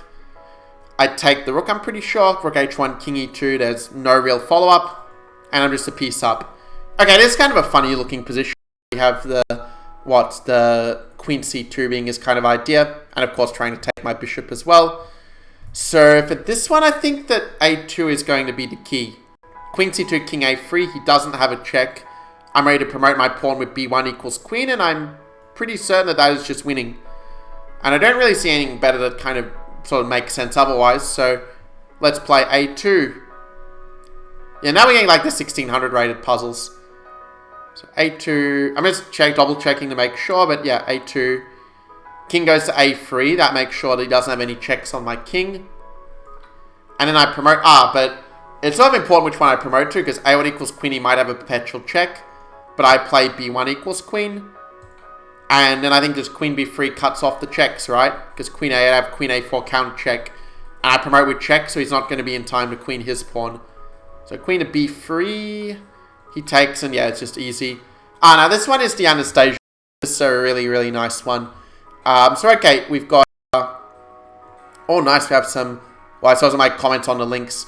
One thing I didn't mention before, but you can also actually share... there's actually 2 people already did share the stream. I didn't catch who it was, but whoever it was, thank you so much. Really appreciate the share. So king to h1. I'm just going to play queen takes h2. I'm playing a little bit fast, but I get just a very standard pattern that the knight is stopping the king from escaping, and that's just mate. Now this one, yeah, this one's a little bit tricky, because, well, the thing is that if I let him take my pawn, I don't lose the mating net, but I can go queen g7, take rook d8, rook g8, take, and rook d8 is checkmate, and it's a very forcing sequence. Obviously, this doesn't require like a whole lot of genius, just rook d8, and, you know, it's just checkmate like that. So we're at 32 so far, and hang on, is this just mate in 2? Queen c5 and queen at a5. It looks like it to me. Yeah, I'm not missing anything, it's just mate. There we go. Okay, next on our list we have... oh, we have 5 viewers. How exciting. I guess imagine like saying like 5 viewers, it's amazing. And like in 1 week from now I'll be like, oh man, I only have 5 viewers. What is this? Okay, I'm joking a little bit with you guys. But yeah, in this position I think that knight h6 is the answer. It seems right to me, because if he takes, I go queen takes. And I don't really see how he defends against rook g3 and this attack. The only question is, do I have anything even better? I don't think I do, because I'm just down a piece if I don't have something very direct at this point. But the thing is, what if he just moves to king? I guess I go knight f5 then. And I sort of still have an attack, but I don't know. It feels like for some reason I feel like I'm missing something obvious, but maybe it is just a position where white is a piece down and is only maybe drawing with best play, perhaps. Maybe that's the idea. I'm just checking to make sure I haven't missed something super obvious, but I think knight 6 is the only move that makes sense. Okay, he does play king h7, and now this is where it's a little bit tricky. It's important to follow up the attack the right way. Because knight f5, I'm trying to figure out what to do if he just plays queen f6 and just defends against the attack this way. I mean, rook h3 goes king g8. I mean, where is the... I don't see it at the very least. So, okay, here it is kind of important to follow up precisely. Like, there's a sort of puzzle, like, if this was a what's it called? Like, if it's like a 3-minute puzzle, I should be, like, hating your life right now. You'll be like, skip. But unfortunately, you can't skip here. So, okay. So, this one, first one, we actually have to think a bit as such. And not just, like, drag the time out to give you time to think about it. So, let's see. I mean, if threat is to play takes, and I don't think I can really ignore that threat as far as I can tell. Unless the move is knight g4. Like, knight g4 takes is such a long-winded idea. I mean, rook h6, rook h3, king g8. I mean, what is the follow-up? At least I don't really see it at the moment. So, yeah, what could it be at this point? I'm kind of curious. Really trying to throw me a curveball here. Okay, so I think it must be knight f5 by process elimination, but I do want to make use of the fact I have infinite time to really try and actually figure it out. So, okay, I think queen f6, like, if I don't play rook h3, I don't know what... Oh! Now I see it. You go here, you go knight h6 at the end. Because you can't take because you have queen f6. This is the point. And if the king is like, I have knight g4. That's actually pretty difficult, I think, for a puzzle like this 1800 rating. Like, normally the 1800 ones I solve in like 1 second, but this one has a lot more subtlety to it. So, okay, rook h3. Because if king g6, I can just go like knight h4 in the worst case, or even rook g3. So here, and now knight h6 is the key move to find. But yeah, I mean, this one, like, it's very easy, I think, to miss f6 on h6 on the very first move. It would be like, here, and it's on a process. There's nothing else that really kind of makes sense in this position. But yeah, it's what it is. So knight h6, and that's the winner. Now, black would actually be doing okay on material there, except he would have been losing the knight at the end. Okay, so we've got another pawn endgame, which means another calculation puzzle. I think b5 is just the answer, because it's important to not let this king get in the square of the pawn. I mean, if he gets the square pawn, there's no way I'm winning that. So I think b5 has to be the right first move. But let's actually calculate till the end, just so it's a bit more of a better training for me. So let's for you guys as well. So b5, if f3, we just play king d3, and we just catch the pawn, because we stay in the square of the pawn, like so. But if they play king f7, b6, king e7, b7. Yeah, I'm kind of puzzled, because this is a lot easier than the other puzzle before, but some reason has a higher rating. Because the rating always goes up a little bit each time. So the previous puzzle was 1849, and this one was like 1893. So okay, so since it's f6, we know this is a mate puzzle, and the answer is h6. Rook h5 and rook takes g5 mate. I saw that one pretty much instantly. So I see I have some... Oh, yeah, I'll add you, accept your friend request now. Good to have you as a friend. So h6, rook h5. He obviously can't move the king to g6 or e6 because pawn covers it. And that's checkmate. Okay, so queen c2. It feels like that queen is very close to being trapped, but I have a feeling the answer is to play knight d5 at this point and threaten some knight c7, knight to b6 kind of ideas. So now we're getting to the puzzle rated close to a 2000 level. This is based on the chess.com puzzle ratings, in case you're wondering. I mean, the way to trap the queen is knight e4, but then he frees himself with f5. And if you're not playing knight d5, I don't really know what you're really doing in this position as white. As I'm checking to see like if there are some comments. I think it's been a bit of a time since the last comment. I know maybe everyone just got so absorbed in calculating they forgot that they can chat as well. I mean, it's probably a good moment to see if you can guess some of the moves as well along the way. Maybe you'll get one right that I don't get right. But okay, I mean, it's got to be knight d5. The only thing is if they go king to d8 or rook b8, like what's the follow-up there? I mean, I guess you can always play knight b6 and rook b8, queen e5. It's not like winning in terms of like winning material instantly, but you just kind of get a winning attack is sort of the idea for this one. Because after all, black has not got any of his pieces developed except the queen, which is in no man's territory. Okay, I don't want to spend like a million minutes figuring out something that I can kind of feel intuitively. So knight d5, he goes bishop d6. It's fact, I didn't even see bishop d6 was a legal move. Quite incredible. But okay, I go knight b6. I mean, if you don't play knight b6, what are you doing here? Unless there's some really clever idea in this position that is not apparent to me just yet. But okay, knight b6, rook b8, like what's the follow-up though? That's what I'm curious about. I mean, is it to... Yeah, I mean, really weird exercise, this one. I mean, I guess it's sort of them trying to like include puzzle, not just like a simple tactic, but trying to make them a bit more like game-like, I feel like is what they're going for with this. Okay, this one I'm going to think more about. Oh, I had an idea of trying to trap the queen, but he always has this escape. So I don't think trapping the queen is going to be the right way to approach it. Another thing to consider as well is that if black does manage to just castle on the next move, he's just completely safe. So I kind of need to, I think, do something a little more direct at this point somehow. But what exactly? I'm not going to lie, this is a little bit frustrating to not have figured out the point just yet. Or even words like to feel like you have figured out the point, but you haven't figured like the deeper point behind the point. So, what next?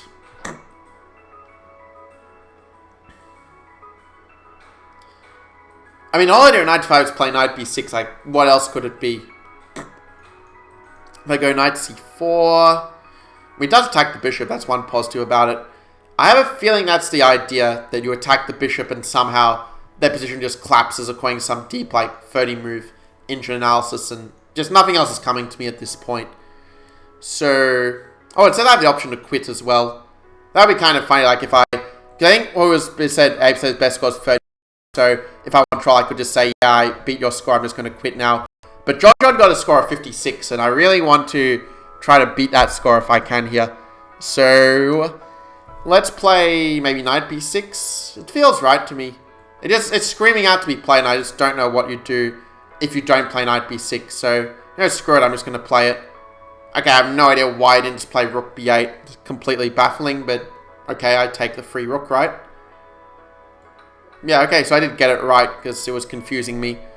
Okay, so what's the point of this one? It's rook here, and the idea is that he's going for some mate, but I don't get this puzzle.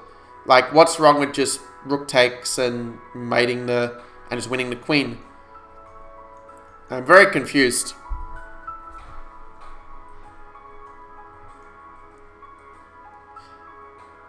Okay, what on earth is the idea for white if I just take the queen?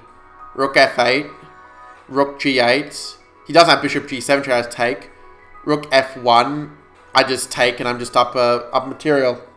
Yeah, I'm very confused. Maybe it's like when I think about like because some puzzle like tricky, like now like an easy one, and I'm like, okay, I have no idea what on earth is going on. I see Sebazaya, he mentioned one of the earlier puzzles like bring the queen in. Yeah, that's what I was thinking that would just be winning, but it wasn't like completely obvious to me, like the details. But I think your reason's right. So okay, I think I just take. I mean, I only have one legal move, rook g8. Takes. Yeah, weird puzzle. Okay, now I just go queen b3, d5, e takes, and well, he has to give up everything and he gets mated on g8. So yeah, this puzzle is basically testing if you remember that the en passant rule is a thing or not. So queen to b3, EP, for en passant, not, Linkin Park, EP. Yeah, queen takes and we win. Okay, this one is just forced mate. Rook f8, rook g8, rook f6 checkmate. Man, I'm really hungry right now. Ames, come on, give me a hard time. I'm only doing pulse here.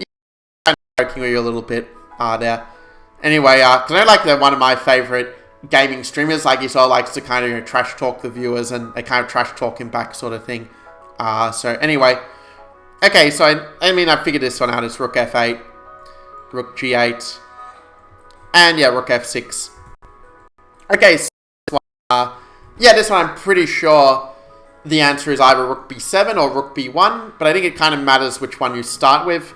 Because if rook b1, I go rook a8 and sort of it kind of drags out the mate.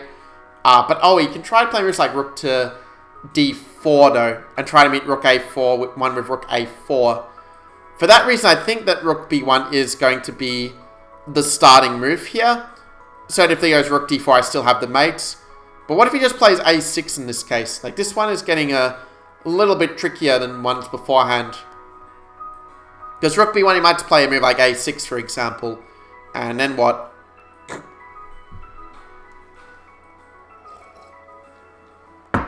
Okay, so I think it's rook b7. Because I just realized that after rook d4, rook a1, rook a4, I can actually play rook a7, take the rook and basically be a rook up. And I think that's going to be the answer. Just want to make sure I get the move order right in this case. The rook to b7. I'm at number 40, by the way, in case you're wondering. Because if he moves the king back, I just move the rook back and I just win. So, yeah, let's play rook b7. Yeah, Asco rook d4 gets mated. Rook to a1. Final answer. Rook takes a7, and yeah, I win the rook. Okay, so queen e2, another one where he's got this terribly exposed king, but how to put the ball on the other side of the net, throw it back in their court. Well, okay, this one, I feel like the first move that came to my mind was knight f5, and the second move that came to my mind was queen at f8. I mean, knight f5 looks very natural, but if they play rook f7, what's the follow-up? Like knight h6 or something? Take queen g5 and somehow you're giving mate, like this sort of thing. Quite a fancy maneuver, but it does seem to be working here. So, knight f5, I mean, if he goes rook e6 trying to defend this way, I have like queen d7 and, you know, I can do some pretty nasty stuff there. So, yeah, I feel like I should be seeing something even more clinical, but I do feel like knight f5 is probably the answer.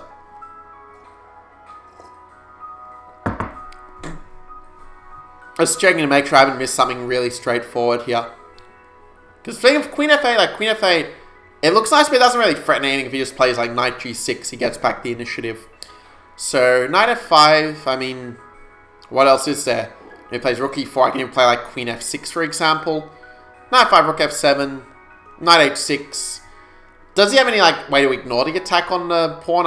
On the rook, I don't really see it. Knight g2, let's play rook g2. Rook g7, I can go back to f5 even, and he still has nothing. So, yeah, on that base, I'm pretty sure it's knight f5. What else could it be? Okay, let's play it.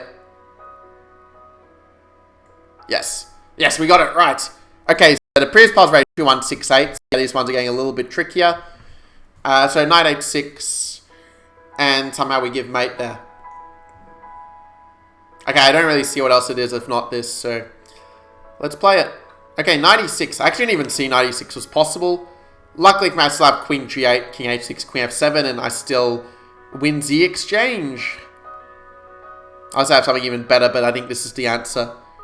Queen g8, and yeah, I win material. Okay, this one of these puzzles I think is meant to be like really tricky, like when they try to trip you up.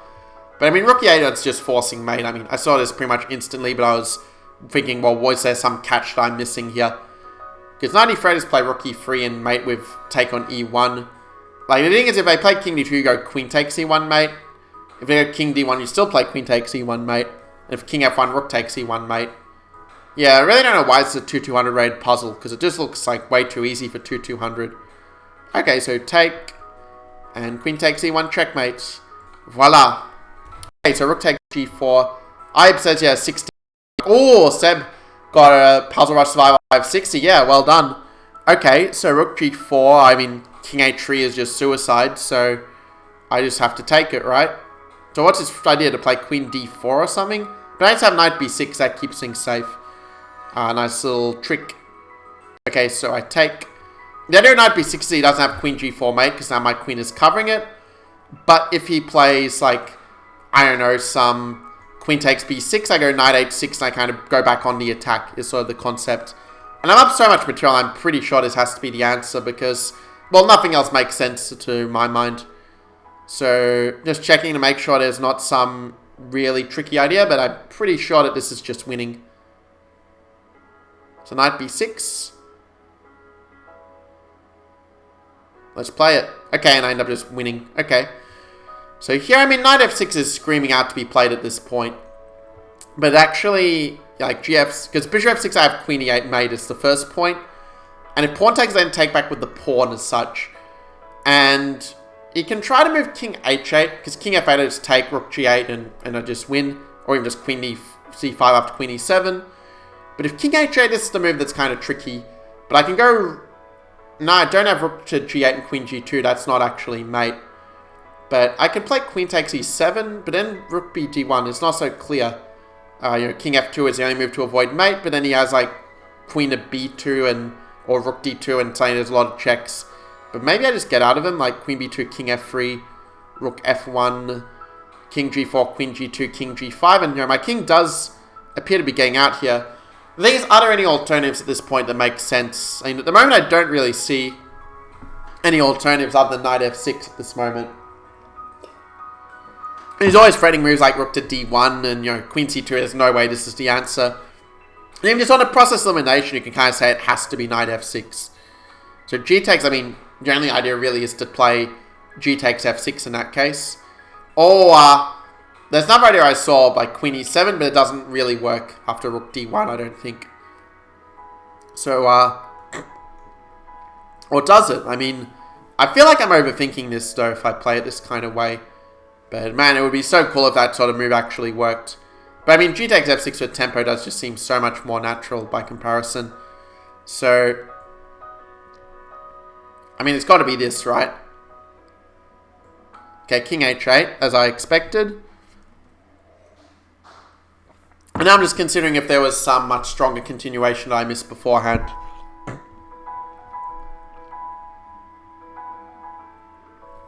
I feel like it's got to be queen e7.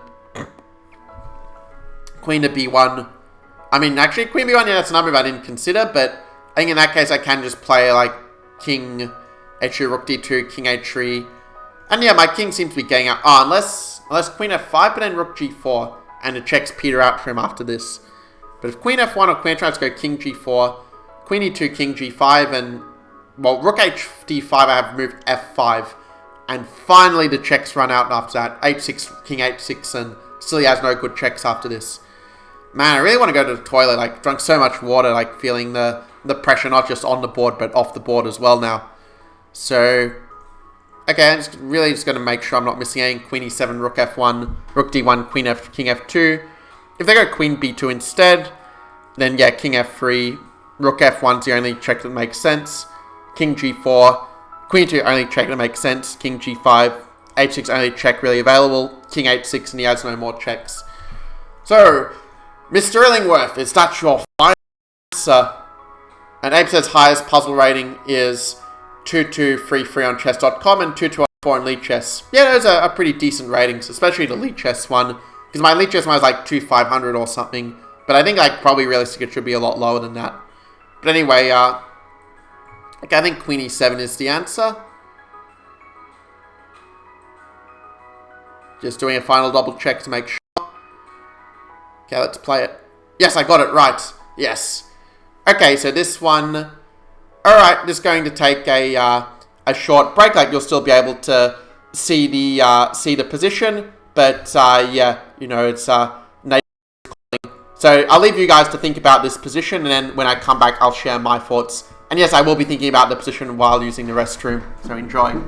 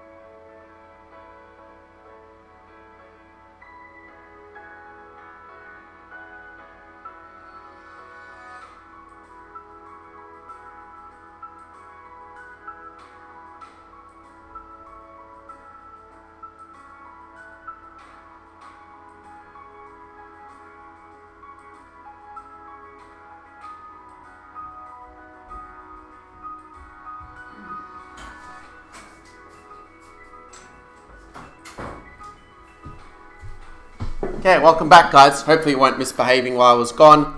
But, okay, these jokes aside, yeah, knight f8, there's no mate as what Seb.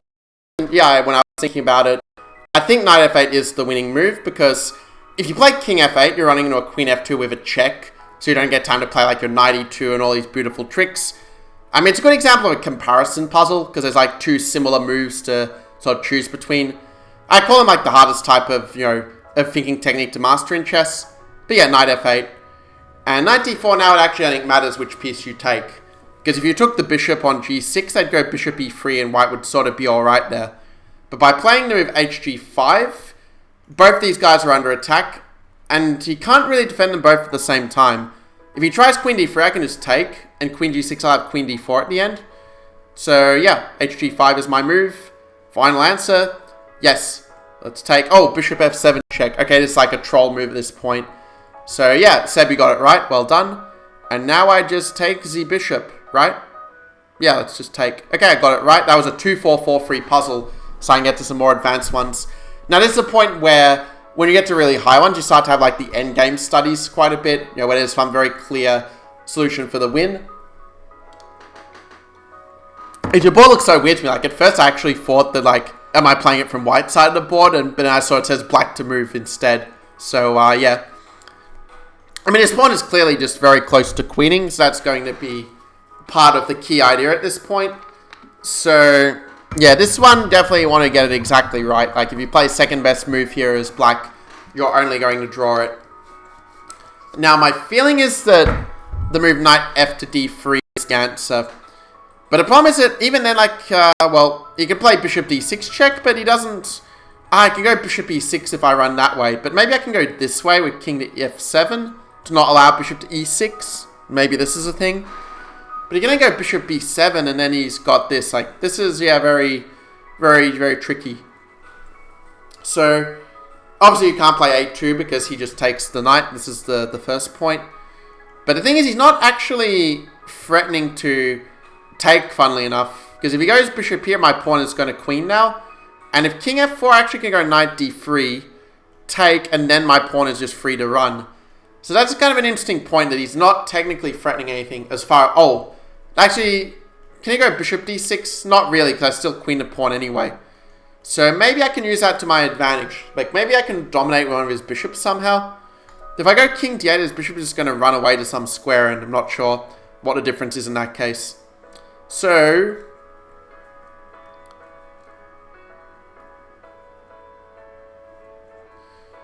So yeah, at this point, I still am not sure what the answer is. I feel a little bit annoyed that I haven't figured it out already. Like, unless it's something like knight c4. I mean, that would be a really badass move, just playing knight c4 and like leave the knights hanging and push their pawn up.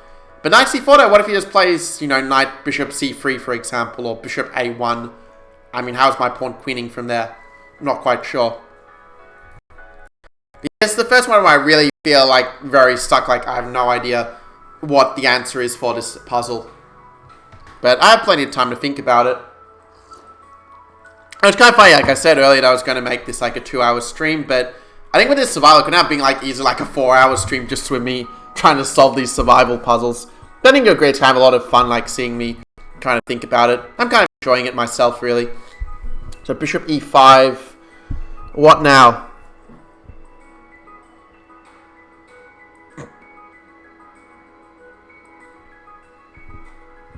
Yeah, I'm just vibing to the music at the moment. So, okay.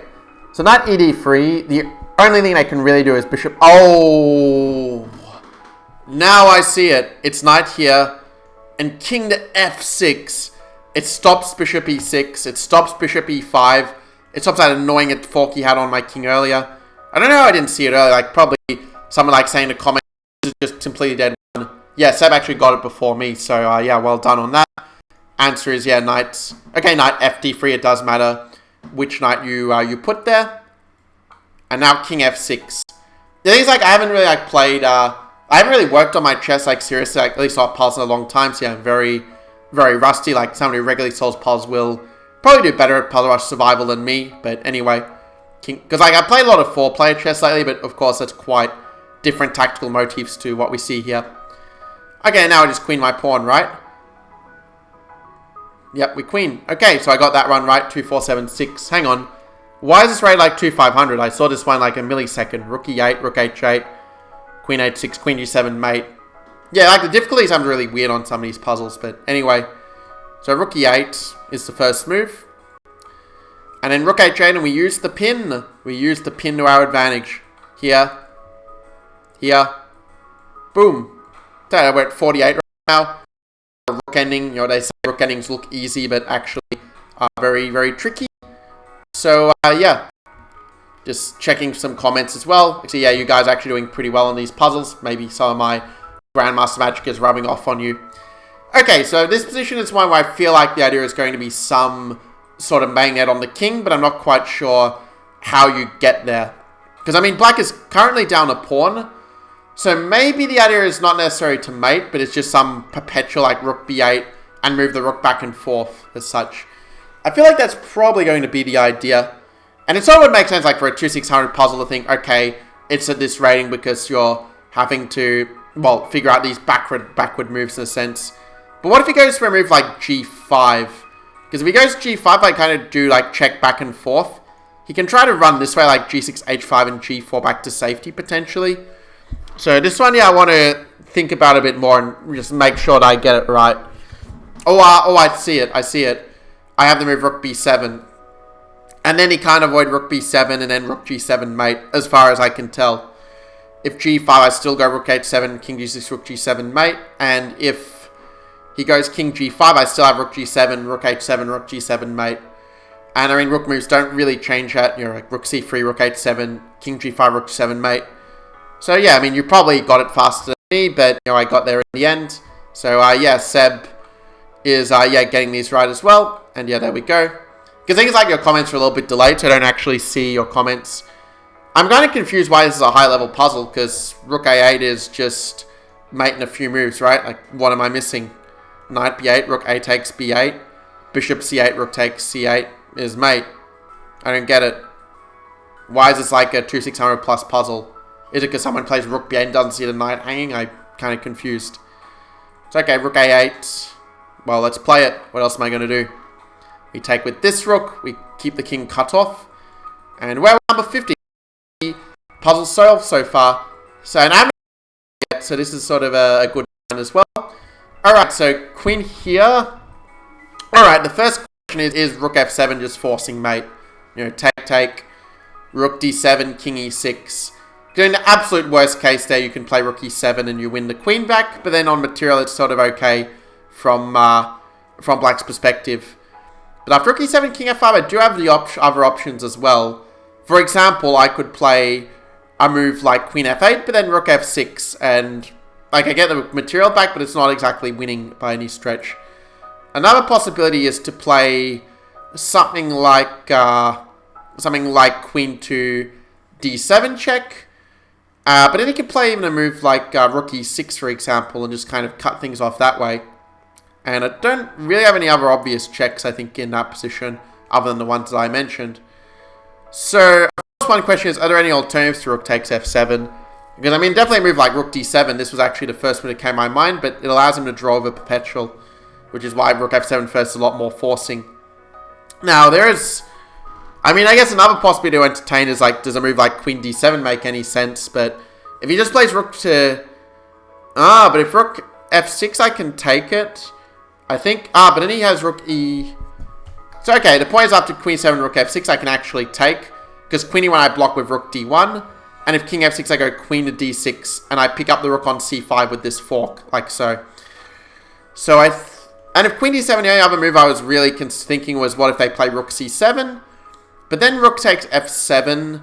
King h6 goes go rook h7, king g5, queen d8, and I win the rook on c7. But in this case, we goes king g8. Like, how do I finish it off? Just queen c7, rook c7, rook takes c7, and I threaten mate. But then he has queen e1, queen b2, queen e5, and he forks my king and rook c3 runs into b4, so then it would actually be black who wins. So, yeah, this is a quite tricky exercise. But okay, queen e7, rook 7, rook f7, king g8. I have rook g7 instead. And if he goes king f8... yeah, you can just move the king back and forth. Like, I have a draw with rook f7, king g8, rook g7, etc. But I'm not sure if I have anything better than this in that case. So, in rook 10, king f8, yeah, I just don't see it. So, okay, let's try again. I mean, this is like a 2600 plus puzzle now. We're getting to the more difficult ones. So, let me see. So, if I go back to rook f7, king f7, I mean, queen e7 just doesn't do anything if they just move the king like to f6 or g8 or something. But what else is there? Like queen d7. Actually, another point is also like after rook d7, like rook f7, king f7, rook d7, king e6. I mean, queen e7, king f5 doesn't lead anywhere. If I go queen e8 instead, maybe this makes a difference. Because queen e8, I mean, the only move here is king f5 to defend the queen. But then rook f7 and, well, king to g5, king to I take the queen. Rook f6, I take the rook. Rook king takes it. Okay, I found the answer finally. Actually, the idea of e8, but yeah, just, it took me a while to spot this idea, or rather return to it, because I was focusing on trying to mate the king rather than trying to win the queen. But yeah, Seb actually got it right. So yeah, well done. I think you got it right probably before me. But anyway, rook f7. Rook to d7. He only has king e6, queen e8, rook f7, and that wins. So yeah, here we go. Queen to e8. Rook f7. And I win the queen. So rook here. And yeah, now we're at 51 after this. How cool is that? Now, 95, the first move that came to my mind was just quick to c5. But of course, queen e7 is an idea, but I think just 96 is just winning there. Because if queen d8, I'm going to have various discovered checks, and if b6, I can even play like queen a3 and just keep that sort of, that loop kind of going. But what if he goes 97 instead? I mean, do I just go 96 anyway? Queen d6, knight d8, knight f7, and I just crash through? Or if queen b8, I can even play like knight takes b7 or knight f7 and just hit everything. I mean, I saw this like instantly, it just seems completely winning, but let's just double check just to make sure, because, you know, I have the time, we may as well make use of it. Okay, so queen c5, queen e7, knight to d6, b6, queen to a3. Oh, he has bishop e6, of course, he can cover it. So good thing I double checked this. But maybe I can try to play it like knight f6. It's kind of weird, because actually knight f6 was the first move I saw, but I just completely forgot about it. Because yeah, queen c5, knight d7. I kind of stopped because I thought, oh, it's not mate. But I just realized I'm just winning the queen there. And if I play, and if he goes knight e7, then yeah, now knight d6 actually works in that case. So I'm pretty certain that queen to c5 is the solution for this reason. Final answer, heck yeah, queen c5. And now knight f6 is the coup de grace. And that previous part before was 2685, by the way, so that's getting a little more difficult. So knight f6. Just double checking to make certain it's right. Yes, it is. And this is the money shot. Take. And take the queen, and we're at 52. So that was 2736. That's like nearly as high as my actual puzzle rating. So, okay, so c5, I mean, moves like bishop h7 and rook f7 are screaming out to be played at this moment. But let's calculate it. Let's think about it. So, then the question like, how does the attack follow up after that? So, let's say we take, for example, bishop takes f7. Because I think the answer is not rook takes f7 first, because he's going to have the option to go king f8 after this. So, and that sort of kind of gets out of the attack to some extent. So I think it must be first bishop h7, king g8, king h7, queen h5, king g8. Or I could go knight f7 then. Knight f7, I'm threatening mate on h8 with the queen, but if he takes, I go queen f7, and I play queen takes b7, and I just win a whole bunch of material. So let's just double check to make sure I didn't miss any alternatives along the way. I mean, after knight takes f7, he, of course, like after you play the bishop sack, queen h5 and stuff, then yeah, he doesn't really have a counterattack. Like any queen move, I just play queen h8 mate, or queen h4, I take the queen. Rook f7, I go queen f7. King h8, queen b7, he doesn't really have any counterattack after that. Plus I'm hitting his knight. So yeah, that's, I'm pretty sure, the answer. Bishop takes h7. Greek gift sacrifice. Beware of Greeks bearing gifts, as the saying goes. Queen to h5. And yeah, I said knight f7. Like, I nearly had a mental blank and played rook f7 out of habit, but knight f7 is the key, I'm pretty certain. Yep, let's take. We take with a check. And I got it right. How cool is that? And that was actually fine. It was easier. That was a 2-7-0 free rate puzzle. And like, it was easier than the 2-7-3-6 one beforehand. Okay, so I'm currently down a pawn. But on the other hand, I have tricks. Like rook c1. Again, I have no idea why it's a 2-7 rated puzzle, because it just looks so easy. Like rook c1, rook a1. Like when it looks this easy, it makes me wonder, like, what on earth am I missing? Like rook c8 and I just win, right? What's the trick? Like rook f1, I go rook c1 anyway. a8, queen, take, and d1 equals queen is mate. So I'm going to double check just to make sure, because, well, I know these felt like they're trying to make it where it looks easy, but there's actually some sort of trick a lot of the time if you play like the obvious move. So that's kind of why I'm being very careful to make sure I meticulously get every one of them like really nailed and secured. So, okay, rook c1. Pretty sure that's the idea. Right?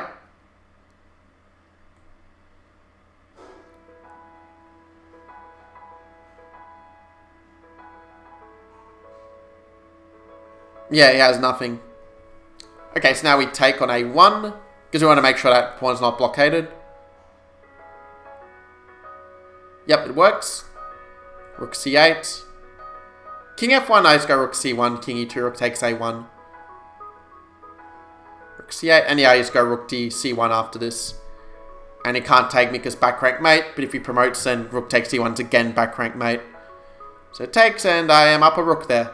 Okay, so we got that one right. That's oh, we have 4 viewers. It's good to have you. You know, if you are new to the stream, then welcome aboard. Great to have you here.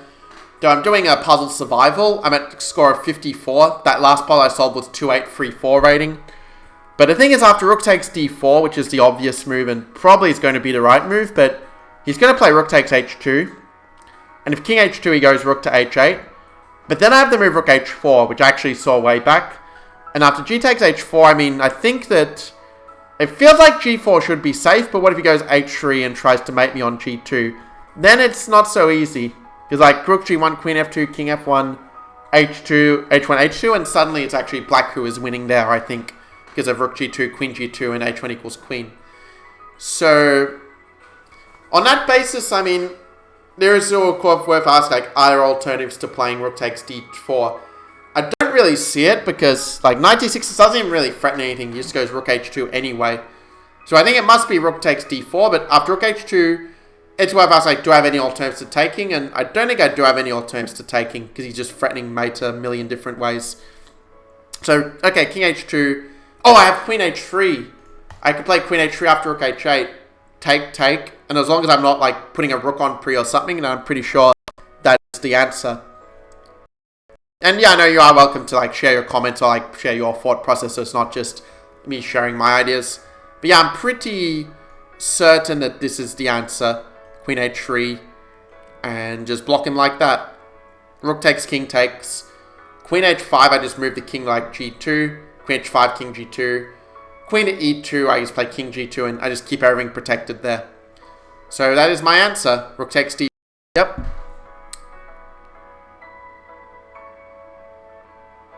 Okay, done.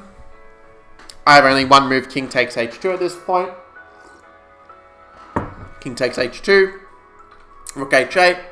And now queen h3 is the key move that one had to see way back. Queen to h3. Let's make sure I got it right. Yep. And I got that puzzle correct. That was 2865 rating. We're moving up to the big leagues now. I was so nervous I accidentally paused stream because I pressed spacebar, but fortunately it's still good. Okay, so knight d5. Obviously the obvious question is, can you just play bishop h6 and win material? It's not that easy because, at least I don't think it is, because he has king f8. And if I go bishop g7, take queen e5, he goes knight f6 and he breaks the fork. But what if I go queen e5 first in that case? Like, that is bishop h6, king f8, and now queen e5. Because then I'm threatening to take the bishop. He can't really take my queen because of the pin, and he can't really take the bishop either because queen h8 and I pick up the rook on a8 at the end. If he goes knight f6, I just take that knight, I think. I'm pretty sure that works. If he goes f6, I go bishop takes g7, say king g7, queen takes d5, I'm up a piece. So I'm kind of surprised I saw it instantly because I thought it was a lot harder, but it looks like I'm doing okay, unless I'm missing something obvious. Bishop h6. If he goes king d8, I just go bishop g7, rook e8, just go bishop to e5, and that sort of blocks everything quite nicely. So, yeah, pretty sure that it must be bishop h6, because I don't know what else it is otherwise. So let's do that, and then queen e5. Also, I can hear like it's time for lunch, actually, so I'm going to make this the last puzzle, because I am pretty hungry and want to eat. Maybe I'll come back to another stream like later on in the day, but yeah, I mean, I have been doing this for a bit of time after all. Bishop h6. Okay, queen e5. Let's just double check and make sure it's right. Looks like Seb, yeah, your record is probably going to stay for this one, but I might take another crack on another stream. So, okay, queen e5. Knight f6, I go queen takes f6. Bishop h6, I go queen takes h8. f6, I take the bishop and then go queen takes d5. Rook g8, I go bishop takes g7 and queen takes d5. If he goes rook e8, I play bishop takes g7. And then I play bishop takes h8, and I get more than enough material for the queen. So I think that's the answer. Queen to e5, rook e8. Okay, so you did play that move. I mean, only bishop g7 makes sense. Obviously, I can't take with the queen because it's pinned to the king. So I take. And let's get as much wood as we can for this queen. So bishop takes h8, right? Yeah, there we go. And yeah, now we want to make this safe. So keep the bishop safe. And okay, I'm going to quit here because yeah, I want to wrap up the stream. Actually, that puzzle was 2938, which I'm not sure why, because that was one I saw like in 1 second. But anyway, I'm going to quit this now. So yeah, my survival score, it says 56 is the score. The first run doing it, and I didn't make any mistakes. So yeah, this was fun. I got to solve some puzzles, actually improve my own game, and you improved your chess a bit as well while enjoying this fun, relaxing stream with this lovely soundtrack. That's about all from me. So yeah, do remember, if you want to support this stream, there is a PayPal donation link that I've put in the description. Probably I should actually like put the description like as a pinned comment, but like I was so absorbed like playing and solving puzzles, I just never got around to it.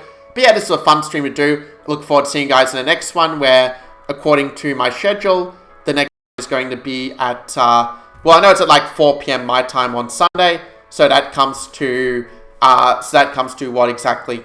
Like GMT time, that comes to 9 a.m. as such.